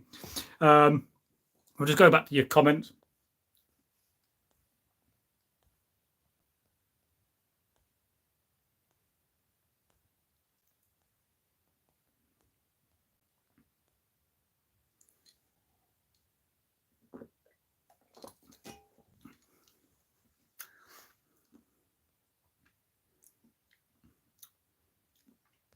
So Harold III Hardrada is buried here in Trondheim. Well, you just give me the excuse to come and visit you now, to pay my respect to Harold Hardrada. And then Herd and Housegold, they were Norwegian SS. Oh, right, yes. I did know that. It was in my mind. I mean, Eggle was an expert on World War II. And he did have a bit of a collection of German memorabilia, and as well as English. He used to love medals, so he had a lot of English medals, American medals, and German medals. Though no doubt some of them were probably fake. Then King Edward says the thistle became the symbol of Scotland when Vikings went barefoot to sneak when they went on a raid. Then when they traded on thistles, they screamed and alerted the Scottish army. Well, that kind of reminds me, because I've got quite a large collection of military cap badges. And in that lot of collection, I've got a lot of Scottish cap badges, including a thistle. So perhaps in a live stream, not that I can remember what all the regiments were, but I think it would be a good show and tell video to sit down and have the camera pointing down, and we'll have a look at all my cap badges. But I must have, 200-300 of them, and a lot of them are worth a lot of money these days. I mean, I used to buy them from a guy that used to go to the flea market in Derby, which is now being done up at a cost of £36 million, and it's just been reopened. And I used to go and buy them for £2-3 a piece. I wish I brought more, really. And the guy was called Ted, and he would have been long gone by now. And then Brett says, that's awesome, brother. Well, thank you very much, brother, or Brudar in Norse. I know there's a battle of Large in 1263. Yes, there was. It was quite brutal.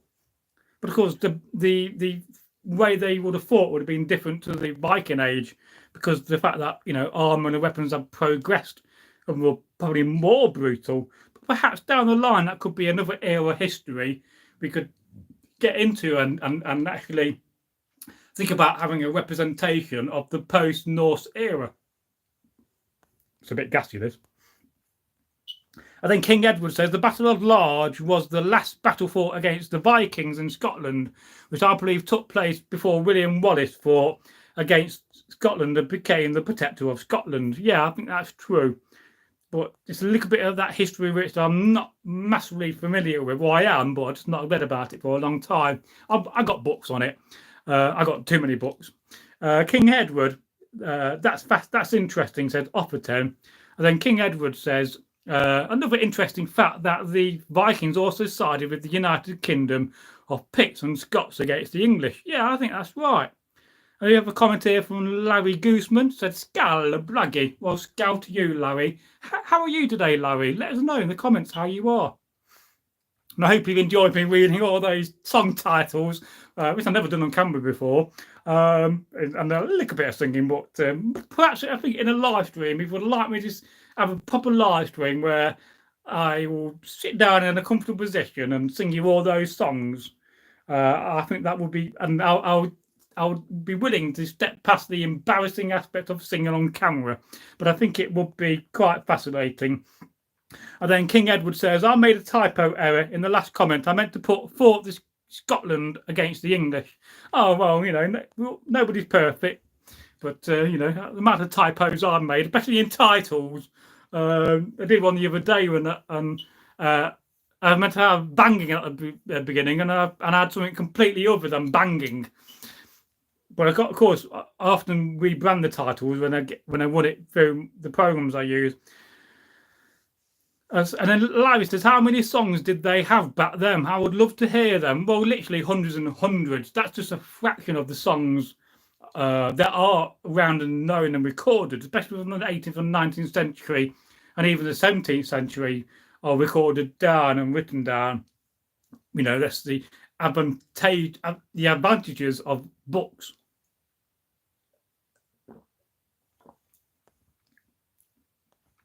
Yes, I think Scotland, says Offerton, that close connection to the Vikings and Norse people. Well, they've always had, really, haven't they? And that's a wonderful connection as well. And of course, there's an awful lot of Viking and Norse DNA in Scotland. And of course, Scotland, if you've ever been to Scotland, it's very much looks like Scandinavian places. One day we'll definitely go up to and go and hunt for the Loch Ness Monster on camera. Knowing our luck, we might not get it, but you never know. I think King Edward says there's still Norse Gaelic culture in parts of Scotland, like the Western Island. Yeah, that's another place I thought about relocating to, because of the remoteness and because it's not so overpopulated. And then King Edward says Spanish ladies is a good sea shanty. Oh yeah, that's just a fraction of what, and there's lots more, but I just have to remind myself. Anyway, Opperton says, I have heard of the Scots name Sinclair, who also tried to Christianise Norway. Oh, Sinclair. Well, Sinclair was also one of the early people that meant to have travelled before Columbus to parts of Canada. If you listen to the programme of the Curse of Oak Island, if I'm correct.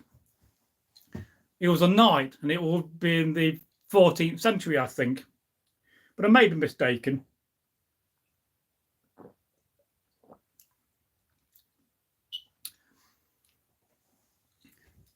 Because I think there's a tribe in Canada, and I think they've got connections to Scotland, which go back hundreds and hundreds of years before Columbus.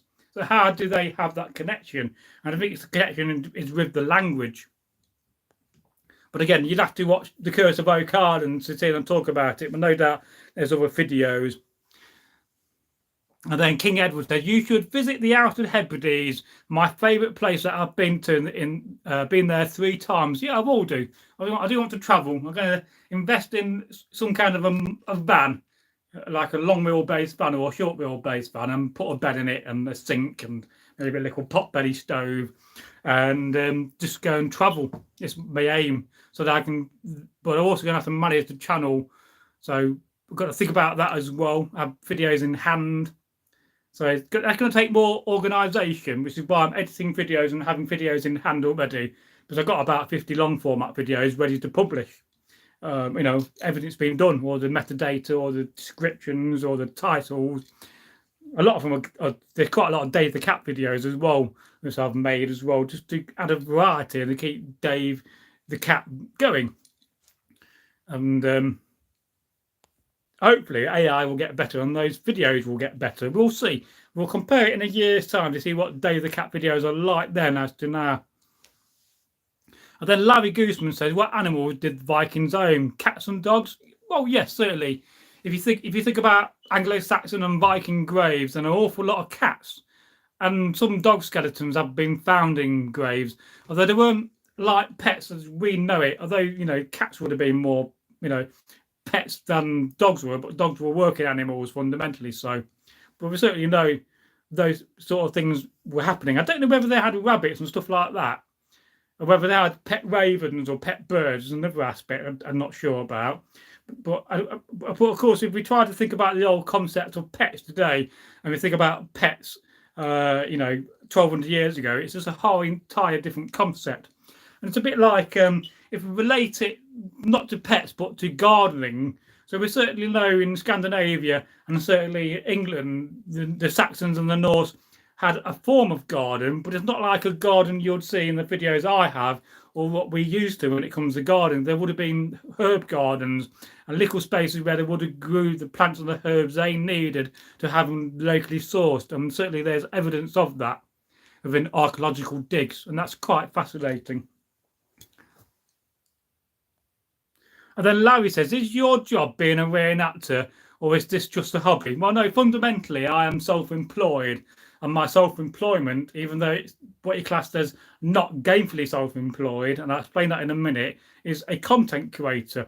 But what not gainfully means is that I'm just not making any money from what I'm doing. But of course, on YouTube, it takes a long time to get established. And it takes a long time to get to the point where you're monetized. And I'm trying to get to again. We have been monetized, and I have made not a lot of money, but I probably made between £500 and £1,000 at least out of the monetization and the advertising. And of course, we have a PayPal donation link on most of the descriptions of the videos. And we've had a previous merchandise shop, which I never sold anything on that. And I started a new one, but I made a mistake with the location to go do it all over again. So fundamentally, this is my full-time job, and it will be my full-time job in the future, because I will be investing money, but I've also been looking at doing, video consultancy and AI prompt engineering and advertising that and putting some actual money into it to make more money so I can get a living out of it and I don't have to rely on fundamentally finding a job. But I am looking for work at the moment because I got made redundant in April. So because I'm on universal credit, which is a bit crazy in my situation in the long term, I'm looking for work, but it's actually quite tough at the moment.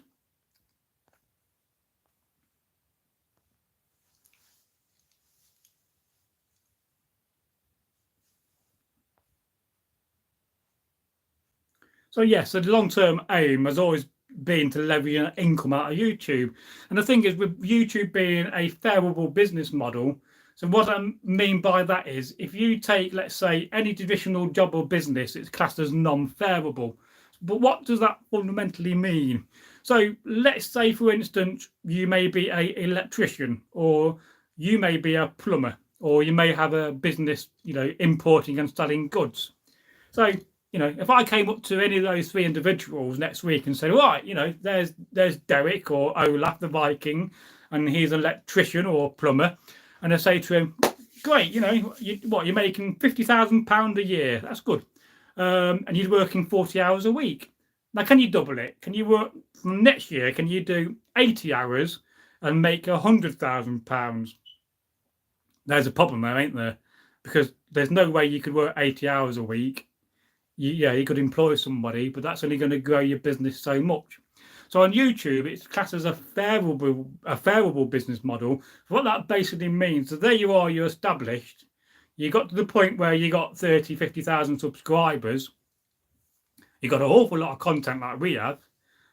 But you could have growth of, 300%. You could have 500% growth. You could have 1,000% growth.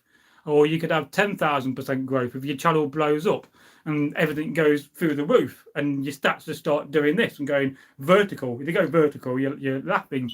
So what that means when it comes to your income, if you're, let's say, you're established on YouTube, you're doing, £20,000 a year, but suddenly that's just gone up by 1,000%. You're now making £200,000 a year. And people, with 4 or 5 million views in a month are making £20,000 to £30,000 a month. So, although your workload doesn't change in the sense of your output when it comes to videos won't get any higher and won't grow the same percentage of your income, but your income can just go through the roof, which is why content creation can really suddenly change your life. And you can make more money in 1 year than you can in 10 years of having a traditional job. But also it's about foresight, isn't it? Because you think about, where the world is going. We're here at the bottom of the curve when it comes to AI and robotics. So that is going to change, and that growth is going to go through the roof, and it's going to dramatically change the world. Unfortunately, a lot of people are going to lose their traditional jobs because AI is going to be doing it. Robots are going to be doing a lot of work. So a lot of people in the future are also going to have a lot more spare time on your hands, which is why governments across the world are experimenting with a living income when it comes to, whatever money you get from the government. So the government are fundamentally saying to you, right, you can't get a job because there is no job, so we're going to give you £25,000 a year or $35,000, and you just have a nice lifestyle. You do what you want to do. So the world is going to dramatically change over the next 5 to 10 years, and it's going to be very quick and very sudden.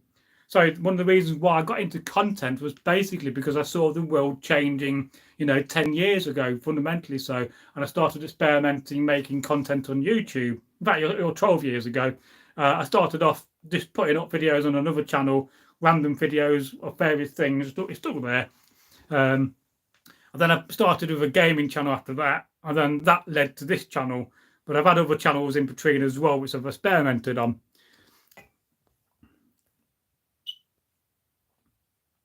So it would be nice, to consider myself to be a full-time paid Viking. A dream job, isn't it? And you certainly, you wanted to manufacture Viking goods, but again, if you become a manufacturer, you're stuck to the non-favorable business model, because how many, I could only spend so many hours a week making things, and I'm going to have a limit of how much I can make. But it's not about the money. It's fundamentally about changing lives and making the world a better place and making good content, which I hope I do and I've achieved. And it's about moving forward in that, but also thinking about the future. So King Edward says, I try to make it a thing to go on a pilgrimage to my clan's island, the Isle of Bower, once a year when I can. Well, that's a wonderful thing to do. And, I don't know where you live in the UK, but if you're ever in Scotland, I'm in Scotland, we should definitely meet up and go on that pilgrimage together. But I'll be up for that. You could show me around the island of Bower, what you know about it. And, you could hold the camera whilst I talk about it on video. And then Larry says, what made you interested in Vikings? Well, from a very early age as a child, I was always fascinated with history, whether it's, ancient history, medieval history, or, the others, in the 18th and 19th centuries, World War One and Two, fascinated by it. And my dad always encouraged me, buying me books and taking me to museums. And then at age of 13, I got into wargaming, which was a hobby I wanted to get back into, introduced to the channel. And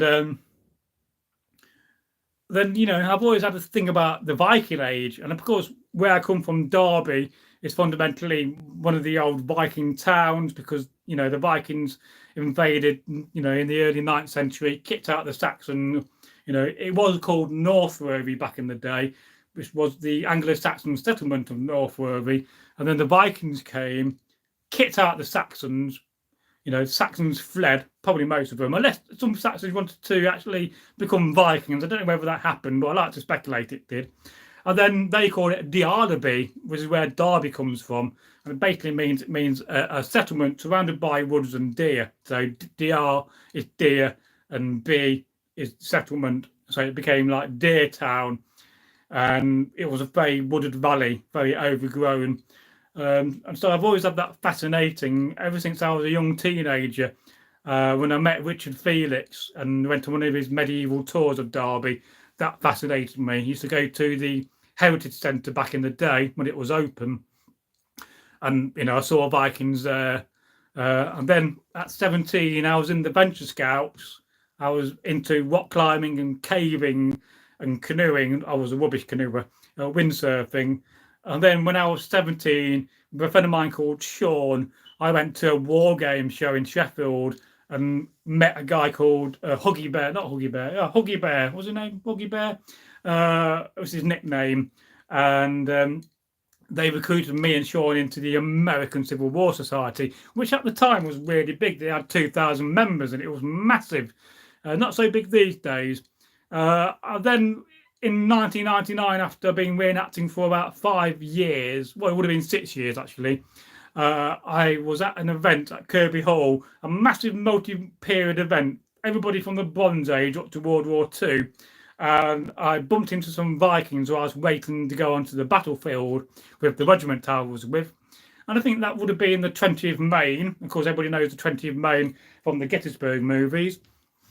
And then I got talking to these Vikings. They turned out to be from Derby. Then that led me to joining that group. And so for 25 years, 26 years, I've been fascinated and been into this hobby. And then I just had this idea as a content creator that making a channel about Norse stories and storytelling, which is what the channel is fundamentally about. It's about creating a database of traditional stories told in the traditional way. And that is what the channel is and will always be about. It's always about creating this legacy for the world of all these wonderful tales, which a lot of people have never heard of, a lot of these folk tales, because unless you're really into folk tales, you're never going to hear them. So it's about opening up these folk tales to the world. And of course, since then, when Eggle joined, we've talked about history, we've done combat on the channel, we've done a vlog, we've unboxed things, and we've done all this. And we've had an amazing time. And sadly, our host, Eggle, passed away 2 years ago. So it's also now about remembering Eggle's memory. And that is fundamentally that journey in a very short, telling of it about that. Then King Edward says, I live near Birmingham. Well, yes, I used to love going, because our old regiment, the 14th, were based in Redditch. So the amount of times I used to go down to Redditch, 12 or 20 times a year, go and do little events. And we certainly did the Birmingham Lord Mayor's Parade a few times, dressed in kit, and and Birmingham is quite infamous for having lots of cowboys. And I don't mean like people that do a bad job. I mean like cowboy reenactors.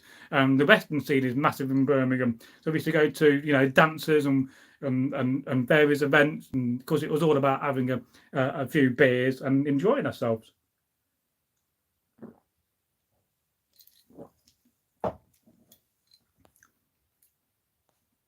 And then Opperton says, one of the infamous Vikings tour had a boat there called Hund, or Dog.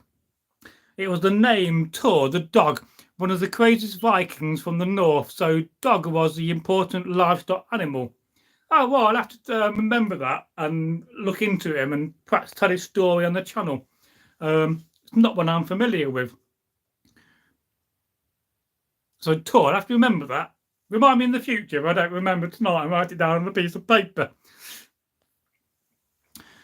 Then King Edward says, watching people in knight's armour jousting at events is entertaining. I think Warwick Castle still does it. Yes, they do. But when I went out last Friday to meet my friend Jim, who I've not met for 8 years, he does 15th century knights. So we're going to do a few videos, Viking against knight. And maybe you may see me wearing his armour. Bit of an exclusive, not happened yet, but it will happen. Anyway, I'm going to get to the point where I'm going to have to go. So I keep meaning to go, and it's been 3.5 hours now, and I've got no idea what time it is. But I got to go and rest, and I've been standing for 3.5 hours. And when you've been standing on a live stream for 3.5 hours, I've been out in the garden. I don't want to be too knackered tomorrow. And then Opperten says he called Olaf the Saint at Sticklestad. Yes, I'll have to remember that. If I had another camera, I could take a screenshot of it. I don't think you could do screenshots, can you, whilst you're on live? No, that just brings up your on and off button. This if you could leave it when it's up tomorrow in a comment for me, then I could screenshot the comment, and I'll have to look up Hund or Tory, and then perhaps make it into a story, because I think that would be quite good. But anyway, so thank you guys. I love you guys to bits. My audience on YouTube is the best. It really is.